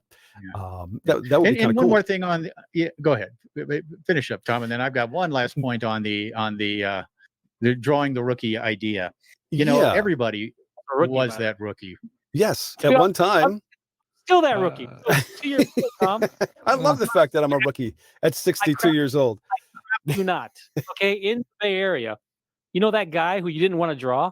It was me, because I would wreck your night. I would drink, and I'd want. That's just from the talking alone. That's not even before. That's before the game even starts. All this is true. I would want to play forward when you were playing well. I played with Atha twice and Fernando, and in those 3 tournaments, I won 1 match. I went out in 2 with Atha, out in 2 with Fernando, and then won 1 match with Atha and lost 2 because I'm that guy. You don't want to draw me. But here, I've told this story before. I've told this story before here on the radio. 1987, Yankee Doodles in Long Beach, California. DYP Friday night at a $2,500 tournament, and I draw this big kid from San Diego named Terry Moore. Oh, yeah. And I knew who he was. I'd seen him. I'd been down to San Diego and played. And I said, "This guy is terrible. This guy is terrible." And I'm like, "Oh man, there's some big money tonight. I was hoping to get somebody good. Instead, I get this big guy from San Diego. Hop in the back, kid, and do the best you can." And I think we won 2 matches or whatever. Okay. 2 years later, 2 or 3 years later, that guy was the best player in the world. Wow. And so this is what can happen. Now, how many cases have there been where a guy comes to a tournament, draws? Sorry, Adam. I like Adam Gilson. Draws Adam, doesn't have a good time, and never plays again. Right. How many times does that count? It's our responsibility to be good partners, to encourage these young players, these beginning players, these players that aren't highly skilled, to continue playing and have a good experience. And I can tell you from, again, this is something that I can speak from experience, that the moments that I got paired with those people that I knew did not want to play with a quote unquote beginner, and there were a couple, there's always somebody. But I would notice that, they're great players with another partner, but they would give up. They wouldn't even try to play because they had somebody, sitting in the goal that didn't know their stuff. So, aren't you self-sabotaging when this happens? Isn't that a way to look at it? That's called being a big old baby. Yeah. Stay home. If you can't even stomach that, at least have the nerve to say you're trash. I don't want to play with you. But just throwing in the towel. Yeah. Get out of here. Just giving up like, whatever. Get out of here. I'm not going to win. Really Those bad. kind of people need to be called out, by the way. Yes. When you get drawn and you're like a pro player and you get drawn by an expert and they're like, "Oh my God, I got to play with Torres." It feels really bad when they want to get out of the Dude, my very first tournament of any kind was a Texas State DYP, and I drew somebody who gave me this kind of treatment after we were up 2-0 in the first game. Wow. The other team called a timeout because we were stomping them pretty quickly, and he was like, "So, what kind of zone do you like to do?" I'm like, "Dude, this is my first time I've ever played." I was like, "Wait, what?" Yeah, I've never played in a tournament, like locally or anything. He literally just kind of he sighs and he goes, "All right, well, do the best you can, I guess." And it was like the most, I wanted to fight right there in the middle. Yeah, it was pretty bad. Pretty bad. You I'm not mentioned a frail Texas State. flower though. Yeah, you mentioned Texas State. Of course, at the Texas State Championships each year, they have an event called Buy Your Partner, right? Anybody, no matter your skill level. Cool. If you have enough money, you can buy Terry Moore or Brian Moore, Tony Spredeman, whoever. Not Terry Moore, of course, he's retired. But but I have seen it happen there. I have seen it happen there as well. A player spends $335 to get ProMaster X, and ProMaster X does not put out the effort. And I've seen it happen, and it's this is disappointing on several levels, but that sort of encapsulates, I think, what we're talking about here. Oh yeah, be a good partner. It's your responsibility as a foosball player to be a good partner and to continue to help players come along in advance, or at the very least have a good time on a Thursday night. Yeah. By the way, ProMaster X would be a really cool rap name. If anybody out there is looking to get into the rap game, ProMaster X. There you go. Cool. My gift to you. Smooth, man. Smooth. Seriously. They need to have ProMaster Y. ProMaster. Why? I don't know. Just cause. Well, all right. What we can move on Adam. to? Yeah, thanks, Great Adam. To hear from you, buddy. We want to hear California. more about that. He's from Ventura, California. Is that true? Mm-hmm. Okay. Yeah, I won't be playing any DYPs there anytime soon. Just saying. In Adam's defense, that's all speculation. I think I know Adam. He's joking around. I don't think he meant. I'm going to go play a DYP there and request that I get the newest player in the bar just so I can win with him. Yeah. There you go. Yeah, I've done that. I'll do it. And I have. I remember the picture house and drawing a guy that maybe wasn't a great player, but we just had some sort of chemistry, and I compensated and won trophies, won tournaments with guys like that, and those are some of my best memories. So yeah, absolutely. No, it's silly. The capstone on this, if we're in all seriousness, I drew like Atha, whatever, and Fernando. That was destined to fail because of my attitude. But if I was to draw a beginning player, I would have given way more effort and cared way more and probably drank way less because I would have cared about that person's first experience. So Right. there's the duplicity in that whole scenario. Yeah. Where you play with friends, buying drinks. Anyway. I have very kind of you to care about that player's first experience. one last point I want to make on this, and it's just a 2-word phrase: Swiss system. Enough said. That's good. I like it. Yeah. Swiss. Monster DYP, right? Yep, Monster DYP. That's something we should talk more about at some point, I'm thinking. Maybe we could debate that one, Mark Torres. Sure. Yeah, I love it. Ooh. Yes. I think that would be fertile ground, to say the least. Okay. Next. Let's talk about this is actually a 3-parter, and it's actually 3 different people asking very similar questions, but I want to get these in.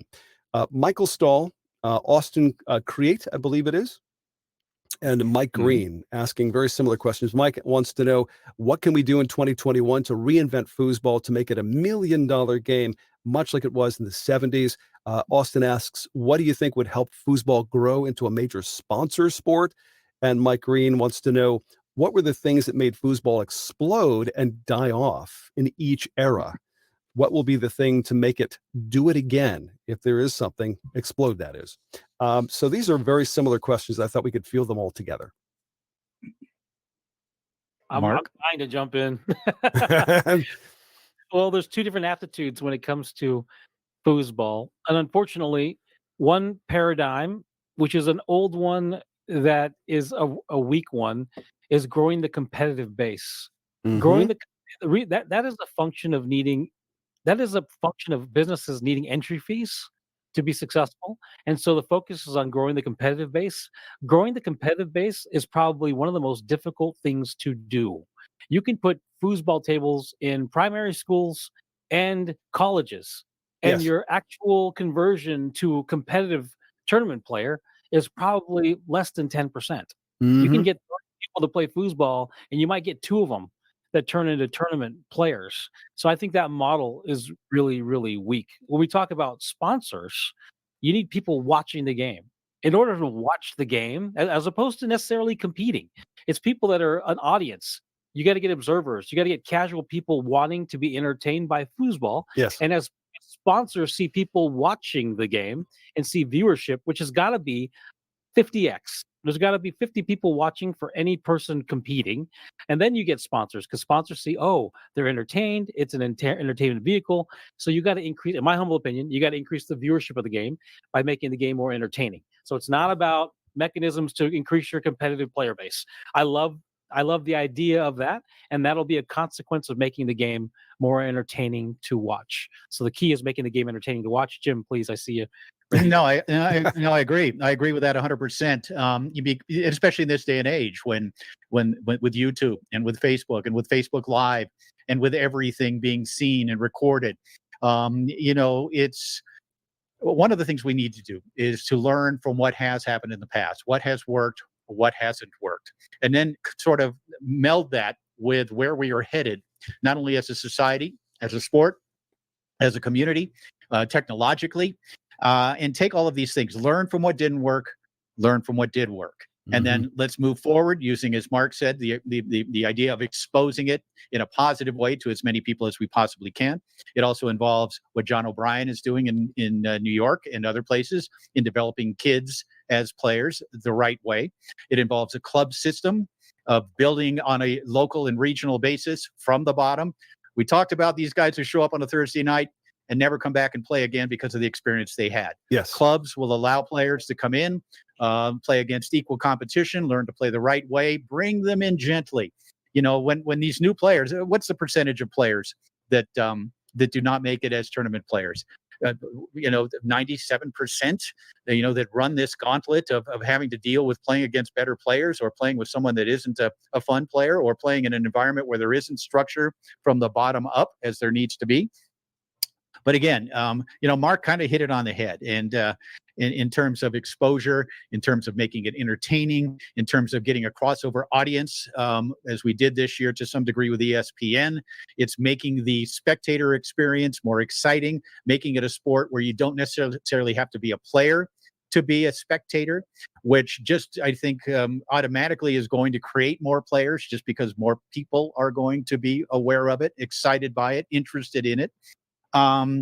Creating players is important, no question about it, but it's how we go about it. And as Mark also said, relying on tournament entry fees to support tournaments, can't do it. Yeah. It isn't going to happen. We know that's not going to work. The tournament formats as they exist now, the tournament formats, and this is a debate for another day, but the double KO, as they call it in Europe, the double elimination format, not used in any sport anywhere anymore. And there's a model of what does work going on in Europe and around the world. So again, to encapsulate, let's learn from what we did wrong. And we can document that as Mike Green apparently wants us to. Why did these tours die? I think those reasons are fairly obvious, stagnancy and other things. But it's learn from what didn't work, and more importantly, learn from what did work, and also learn from where we are headed technologically as a society and how we can utilize the tools we have now to take our sport, which we love so much, and send it forward into 2021 and beyond. Love it. Love it. Love it. How about we just simplify when it comes to viewership? When somebody's watching a foosball match, make it simple, make it understandable, make it something like watching poker, like they did with Texas Hold'em so many years ago with the Travel Channel. Wow, just exploded, millions of viewers. And who would have thought somebody would sit there and watch a poker match? Really? Yeah. Well, once the technology again coming into play there, being able to see the players' cards, the whole cards, changed everything. It got you immediately involved with the match. And there are other things and things that we're looking at with Inside Foods as we move forward that are going to sort of not duplicate, but at least suggest that sort of experience. Yeah. And so stay tuned, folks. As we move forward, I think it was like what Mark is saying, there are some great ideas and some great tools that we have to utilize to kind of do what Mark said. Yeah. And that's to make the sport more entertaining, more accessible, more popular. Yeah. Love it. Love it. Love it. Love it. So, okay. Just a couple of comments here I'd like to pass along before we get to another question. Ray Gun Cordova once again says we should build a table soccer Hall of Fame in Durango, Colorado, Jim, with all the tables and trophies that the Masters have donated. We could even have a tour guide. And I'm thinking Mark Torres could walk visitors around and just entertain the hell out of them. And we're going to pay them to be there, right? Not the other way around. Yeah. Okay, I'm going to tell you real quick. My wife would tell you if she was here. We traveled around the world, and I have an issue where if we're on a tour, I create my own side tour, and people start listening to me, and I don't know what the hell I'm talking about. So there's video of me creating a tour in China in different places. So this is not a good idea. It is a bad idea because it'll be a different tour every time. All the trophies will mean something different every time. I'll never pay attention. Anyway, I love enough about you, Tom. Enough about you. Can we move forward? my response, right? Twofold there. Number one, thank you for considering Durango, Colorado as the location of this. I'm not sure we're going to build a brick and mortar Hall of Fame right here in town, but maybe it's something, because right now, basically the Hall of Fame exists in our minds or in cyberspace or wherever. Sure. Maybe it's something that we can kind of put together in a portable fashion and take to the World Championship or a Las Vegas tournament or a World Series event or whatever, and sort of demonstrate it and showcase it in an in-person fashion. I know one of my great thrills ever was going to the Baseball Hall of Fame. Yes. Up near you, where Cooperstown. you live. Yes. Up there in New York in Cooperstown. It was amazing. It was absolutely incredible to go in there and experience that. And so the Hall of Fame is awesome. It's cool. But maybe there's something to be said for being able to tangibly see and touch and look at the players who are in that Hall of Fame. I love it. We have a caller, guys. Boogie Nights is joining us on FoosTalk Live. Boogie, welcome to FoosTalk Live. What is going on, guys? How are you guys doing? Who are you? Who? So, you have a question you'd like to toss at us because we're answering any question. Any question. Have you ever played Foos Pong? Foos Pong? Foos Pong. It's where instead of a foosball, you use a ping pong ball. Oh, yeah. And They're fast as hell, squirrely. Yeah. Never goes. It's insane. It is so insane. Who thought of it? It's so insane. It's so fun. Was. I thought we invented it, but I apologize. Yeah. No, the problem is when I'd shoot that push kick, the ball would deflate every single time. I know it will either deflate or shoot all over the room. And the rules we played were Story of my life. so long as it bounced back into play, the ball was still in play. Interesting. Yeah, hey, Boogie Nights, where are you calling from tonight? Indiana. Fort Wayne, Indiana. Fort Wayne, Indiana. The home of WOWO Radio. WOW. Yeah, WOWO 1190. Yes, indeed. Wow. Great Where do you stuff. play foosball? Do you play regular foosball in Indiana? I do not. I don't anymore. I did back in the day. All games of chance as that. All right. Well, make some video of doing some tricks with the ping pong ball and put it on the Inside Foos YouTube page. There you go. And we'll try not to delete it for 48 hours. Oh, that would be awesome. And when we would get to a tie, and I threw it in the comments, when we would get to a tie, we would poke a hole and say it's flaming ball time. Because if you've ever ignited a ping pong ball? A ping pong ball, they just kind of burn out.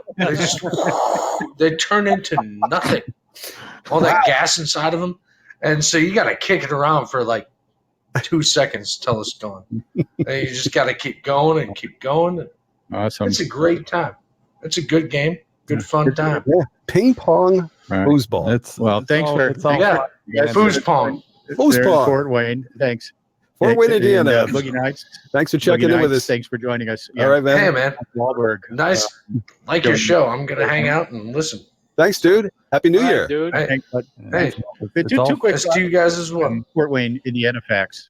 I've got two quick Fort Wayne, Indiana facts. One, Campbell McDonald, foosball player out of Fort Wayne, also a member of the Fort Wayne Philharmonic Orchestra. Nice. Super talented guy. And did you know that the Detroit Pistons NBA team started off in Fort Wayne, Indiana as the Fort Wayne Pistons? There we go. That's all I got. No idea. Wow. Very, very Good cool. knowledge, Jim. Well, can I have the last 10 seconds of my We're life? 2 for 2 on the callers tonight. I'd like to get the last 10 seconds of my life back. If possible. Jesus. Okay. Well, Boogie Nights, I think had a little bit more of the IPA than we have. Can we get a foosball player calling in tonight? That would be awesome. Possible? This is all right. Lines are open. I got to call everybody. Call out. now. What you're doing is what they do in the DYP when you're not any good. Somebody comes in, they don't immediately fit the mold, and we just piss all over them. Jesus. Only 1995. We should be. No one's going to call in if we're this. Exactly. Say thank you. I wish that guy would call in again. Call in again. Boogie Nights, where you at? Boogie Nights and Cricket Hope. We need to get both of them back. Seriously. Yeah. Hey, what a great movie though, Boogie Nights. Oh, he's What a coming great back. movie. Here we go. Boogie's really back with us. All Hello. the time. Hello again, No, Boogie. don't bring Boogie back, please. Welcome back. Yeah. Let's move on. Boogie Nights coming to you live from the Break Clip studio. How long until OSHA gets involved in foosball if Boogie Nights is made president? Okay. All right. So let's move on. We've got some other questions. We've only got 20 minutes left to handle these, so it could be tough. Right. All right. So The lightning round. Yeah, the lightning round. So okay. Gary Sanders wants to know about rankings. This is the single one thing that all players have in common, and there's virtually zero transparency on how it works. How does it work? Okay. Anybody want to take this one? Besides Gary Clay? Sanders. Buckle your I didn't do seatbelt. it. Gary did it. All right. Oh, geez. You got your bleep button ready, Tom? No. This is the deal about the rankings. First of all, are we talking about the IFP point system? Are we talking about the ITSF, like global rankings? IFP. You're talking IFP now. Just to clarify, the IFP system is the one used here in this country currently worldwide, the ITSF system, which I don't think we have a lot of problems with. But Clay, you're going to address the IFP system, aren't you? I'm going to shock you and say that the IFP point system is very good. It's fine. Mm-hmm. The point system itself and how the points are given and all that stuff is actually really, really good. And I'm all about it. The problem is part of what's in the question there is the transparency. Nobody knows how it works. There's nobody willing to explain it. I've volunteered myself personally as like the go-to person. If anybody, I'll say it right now. If you want to understand the point system, message me, Google me. No, don't Google me. Look up some of the stuff I've said about this. It's actually pretty easy to understand. The problem is it's like a secret. It's like a little private we don't want you to understand it. So I'm not going to throw anybody under the bus who's not here to defend themselves. I don't think that's fair. I don't think it's right. But I think ultimately the point system is just you have to kind of find the answers yourself, unfortunately. And there's no other answer to this question other than to say you just have to figure it out. It's not on the IFP website, although it could be. It's not on any of the foosball boards, although it could be. So I don't know. Make of that what you will. IFP maybe just doesn't want you to understand how it works, but I'll tell you, it's actually pretty easy. It's a good system. Yeah. In other countries. Yeah, in every other country, in foosball, the rating system, the rankings are controlled by the federation, the individual federations. Yeah, they are transparent. They are independent of table, and this has been a system that works in these countries. And so perhaps down the road, again, we're not throwing anybody under the bus, but down the road, and it's a process to get there. It's going to be a transition, but perhaps down the road, it will be run by the USTSO. There will be a USTSO ranking, an independent ranking based on Bonzini, on Tornado, on Fireball, on Lanhart, whatever, here in this country. And so that's probably the direction that we need to go, and we hopefully will go in that direction. It needs to be independent. It needs to be transparent. So does this need to be up for a vote? I mean, what do we need to do that? How do we make that happen? It's at this stage, just be patient. Okay. Yeah. Gotcha. I want to add one more thing here because I feel like this is kind of important. If you hear something being explained, or you hear rumors, or you hear, well, somebody told me this, forget all of that. Like what you're hearing and what Uncle Joe Bob and the local DYP tells you about it, he doesn't know what he's talking about. Trust me. Find somebody who knows what they're talking about. Ask them to explain it to you to the point that you understand it. If they can't do that, they don't know what they're talking about, regardless of what they heard, regardless of what ProMaster told them this and some DYP that they drew them and blah, blah, blah. None of that crap. Understand it to the point that you can explain it to somebody else. And otherwise, you just don't know what you're talking about. Gotcha. I'm happy to be that guy. I can explain it just like I can explain 2 + 2. Yeah, I can vouch. I can vouch for Clay Toomey being the man who knows the point system probably better than anyone, and the way it works and the way it doesn't work. Cool.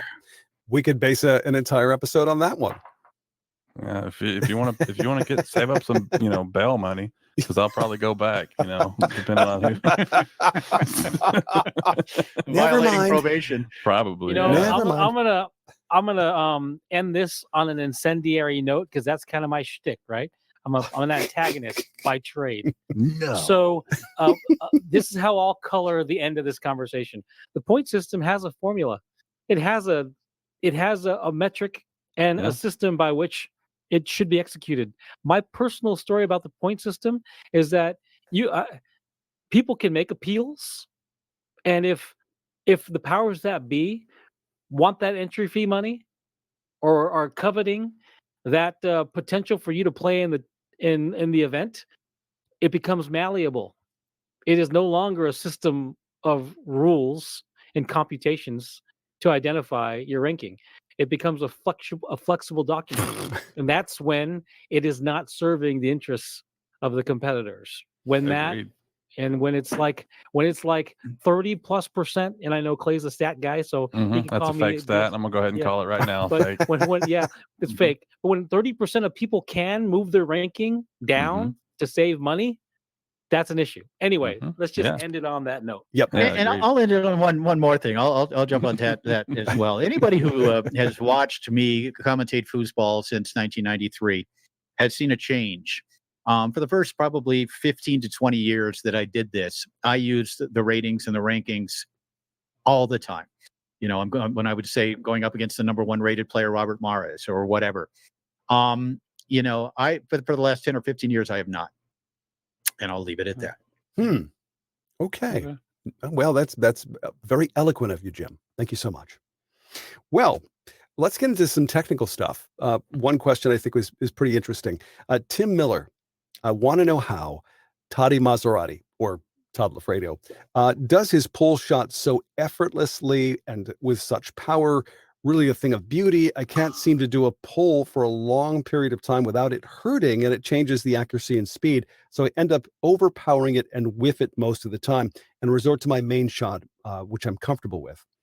what practice tips can maybe improve it? My speed, my power, my accuracy, even reading defense would be a nice thing to know. You got to go back to the basics on this one. The number one thing you're going to look at is your stance, your balance. And with Loffredo and with Gummison and with McMillan, these great pull shooters, look at their balance. Look at the way their feet are set and how much pressure they're taking off their shoulder and their elbow by putting most of the tension of the shot in their torso, in their body, in their legs. And that's the first part. And then the other part is making sure that it's nice and smooth. Now, if we're talking about Todd Loffredo, Mark, he's a freak. There's nothing. We can't bring him into it. We can't. He's a freak. It's as simple as that. And so, but you also know that Todd Loffredo has shot 10 or 20 million pull shots during the course of his career. It's a real stat, you guys. That's a real fake. stat. That is the fakest stat on tonight's episode. There's no way in hell. But you see, I left 10 to 20 right in there. I'm guessing it's probably not even a million, but I'm not gonna verify that. Oh, it's a million. Let me get out the calculator. Keep talking. I got Microsoft Excel open right now. Don't do it. So the one thing I always teach, and I believe it or not, I do teach players to play, and in balance. Find yourself a good, solid, balanced stance, and then a nice, smooth takeoff, and make sure you have room for extension.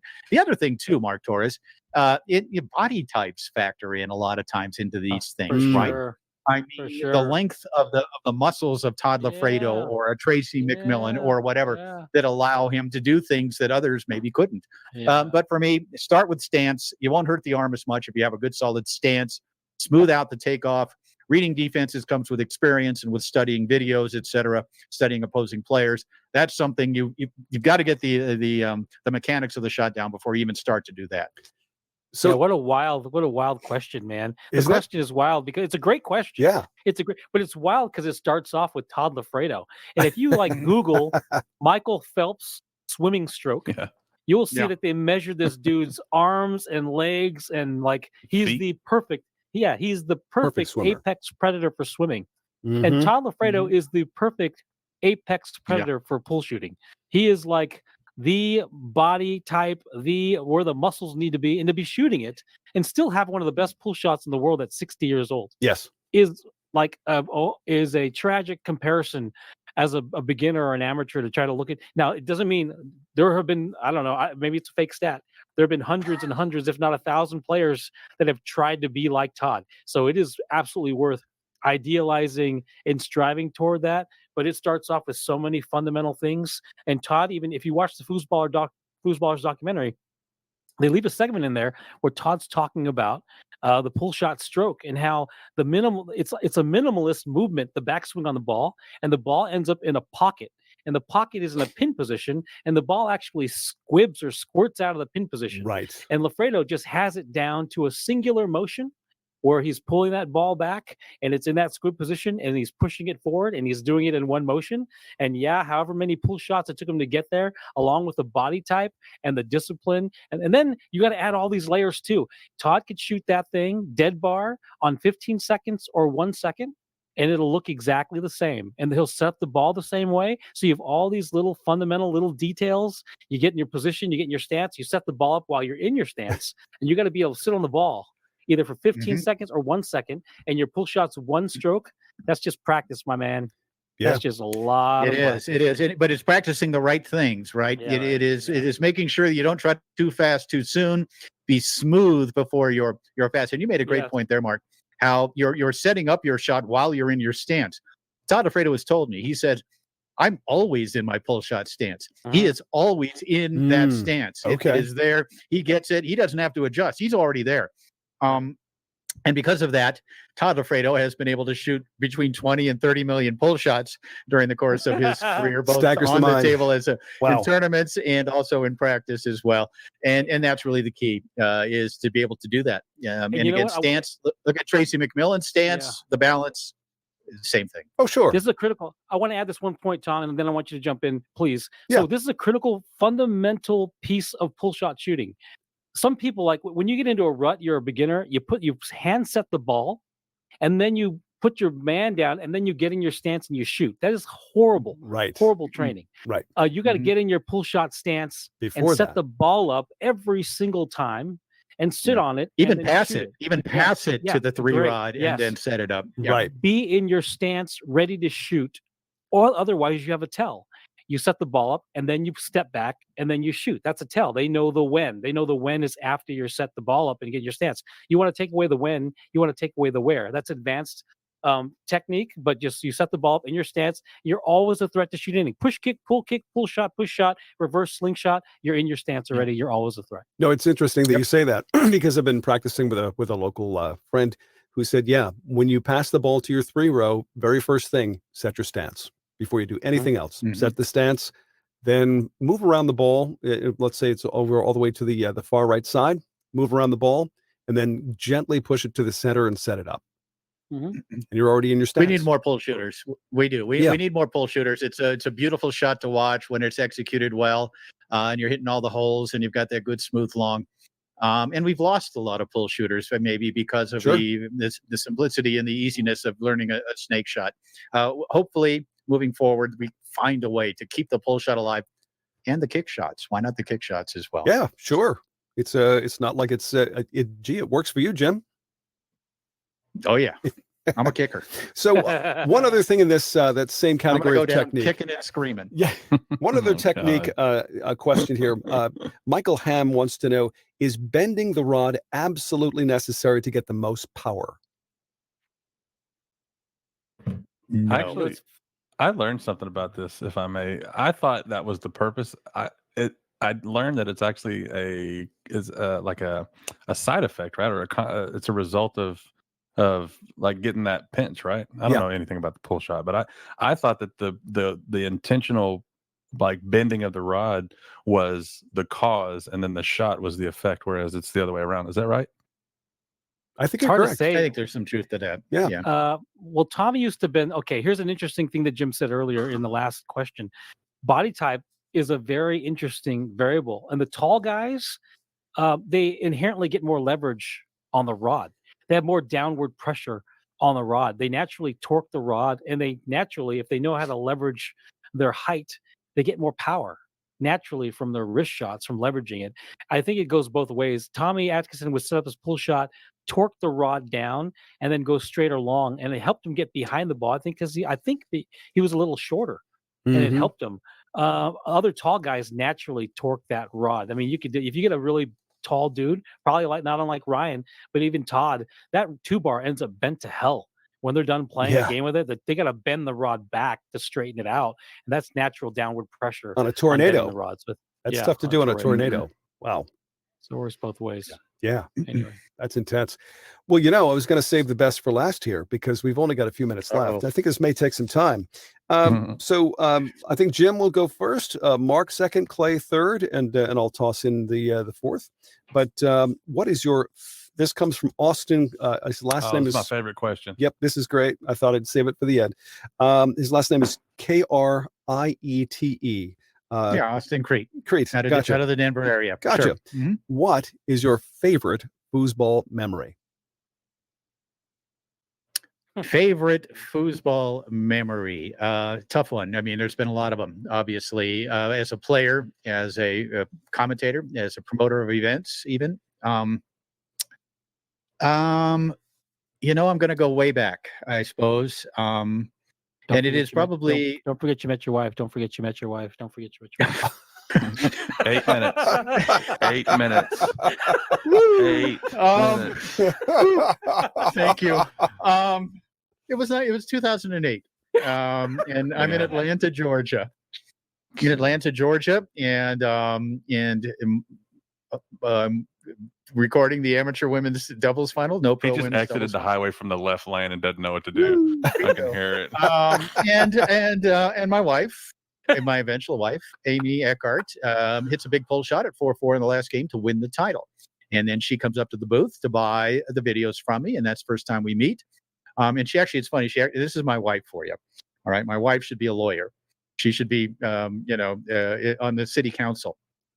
she says to me, "Hey," first thing almost she says to me, "Do you think any of these players declare their incomes for taxes?" And and I said, That's hilarious. Good question. That's a great question. That's a great question. So you want DVDs or VHS? And so she went for the DVDs, and then she called me in a couple of weeks to complain that I had not yet sent them to her. And where are my DVDs? And I said, well, there's some post production involved. Plus, I just traveled immediately from that tournament overseas to France and Germany for 2 tournaments. But then we started talking. As a kite, and I'm high as a kite. And we started talking and emailing, and the rest is history. We have 2 beautiful children, and we live here in the future home of the Foosball Hall of Fame, Durango, Colorado, and that's my favorite memory. Thank you, Mark Torres. It's hilarious. Well done, Jim. Well done. Love it. I'm gonna go way back to 2008. What? 1990? That was actually my second favorite. My second favorite. This is the one I was going to say. It's a Friday. Completely unaware. It's July 4th weekend of 1977. July 4th weekend of 1977. I'm a foosball player playing at the local arcade.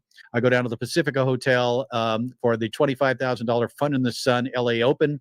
I walk into this ballroom, and there's 45 foosball, 50 foosball tables set up with just players everywhere, hundreds of players, including Wiswell and Furry and Allwell and all the greats.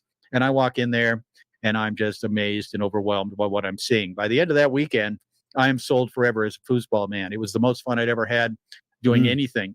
That Monday, I couldn't believe how much fun I had had over the weekend at that LA Open. So that was what I was going to say. That's number 2 after the 2008 U.S. Open in Atlanta. Mark? You know what? I want Clay to go, so I'm going to do mine in 60 seconds or less. 60 seconds now? I pretend, and I have a lot of fun with it. It's a good little moniker, and I play with it a lot, but it's true. And I did a lot of winning, you guys. I won a lot of stuff, but I don't care about 1990 Amateur Doubles World Championship, baby. 1990 Amateur Doubles World Championship, baby. Boom, boom, boom. All right, go ahead, Clay. It's all you, buddy. Done. It's actually not that far off. It was my rookie doubles worlds in 2016. Boom. And it's, 100% not trolling either. And there are other things that I'm more proud of. But in terms of my favorite memory, I was playing with Kevin Miguez, and I did not know who he was like the day before we started the tournament. My partner bailed on me. Delisa Bomba helped me find somebody. This dude is just as cool as they come, like just a nice guy, chilling out, playing the whole time, having a blast. We get to the finals. And by the way, if you don't know Kevin, he's from Louisiana, and they had a good turnout at that Worlds. And so there were actually people cheering like in the finals for us. Wow. Cool. All the Louisiana folks, Terry Rue was up there too. After we won, like it was hugs and high fives from everybody. And as a grown ass man, I'll say that it made me feel like really, really cool, like a supported kid, like a really well supported kid again. And I don't know, man, it's one of my favorite. And all jokes aside about it being a rookie event, blah blah blah, whatever, like deep down in my soul, like I still feel feelings for that event because of the experience that I had, because of the people who were there. Not so much winning, not because of the jacket or any of that stuff, but just the people that were there and feeling like I mattered to somebody for a moment. It was really, really cool, and it's so hands down my favorite foosball memory. Wow, love that, dude. Awesome. Shout out to Louisiana. Tom? Well, I can't talk about any major tournaments or anything like that. I can talk about the moment that I think I remember the most, that I enjoyed the most when it comes to foosball memories. It was what we call a Smashdown, a regional tournament in Trick Shots in Clifton Park, New York. Had played, I don't know, amateur doubles there, I don't know, probably 3 or 4 years running with, coming close, but never winning. And actually won it finally with a really great player from New York City, Miriam Ali. And got the privilege of playing in the pit or defense for her and just watch her roll over. The amazing thing was we were in the losers bracket and came back to end up in the finals against these guys who were king seed. And they thought they were just going to roll us over. We double dipped them. I was like, beside myself. That's the best. Yeah. That's awesome. It's the worst on It was the a other side blast. of it, but that's the best. I mean, I Hey, was 2017, Yeah. 2017 World Cup in Hamburg. Commentating that was amazing, incredible setup, most entertaining foosball setup in history. I got to throw that in as well. there you go. Mark, Love do you it. have anything besides that 1990 Amateur Doubles World Championship? Anything? Is there anything else? First time you worked with me in the booth. How about that? Oh yeah, first time we're Oh. within the booth. There's been a ton of memories of upsetting open doubles teams. Gummison and Mose when I was a rookie in open doubles to play for fifth. Oh yeah. Pro doubles wins. Just good stuff, man. But no, it's really just the 1990. I think you could probably do a whole episode on favorite memories, to be honest. Yeah. There was a Saturday night in a bar in St. Vincent, Italy, where at the end of the day at the World Championships, everybody went to town, cobblestone streets. Everybody went to this bar. Incredible night of international foosball, 40 different countries. Incredible night. Cool. Very Awesome. cool. Yeah. Lovely, man. More memories to come, by the way, guys, in 2021.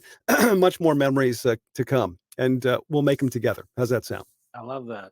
Sounds great, Tom. Thanks, bud. Yeah. Lots of social lubricant. We'll do it together. The 37th episode is in the can here at FoosTalk Live. The first one of 2021. Happy New Year. We'll be back again next week. And yes, if you want to ask us more questions, we can certainly field them again. But special guest coming back next week. And we wish you the best of foosball playing. And we'll see you on the table. FoosTalk Live is a product of Foosball Radio and Inside Foos TV. All rights reserved. Our sincere thanks to 518 Prince, Foosball Clubs USA, Foosballers The Movie, Foos by Tony and Foos by Brandon, and the United States Table Soccer Organization. Join us next Sunday for another episode of FoosTalk Live. In the meantime, we'll see you foosing.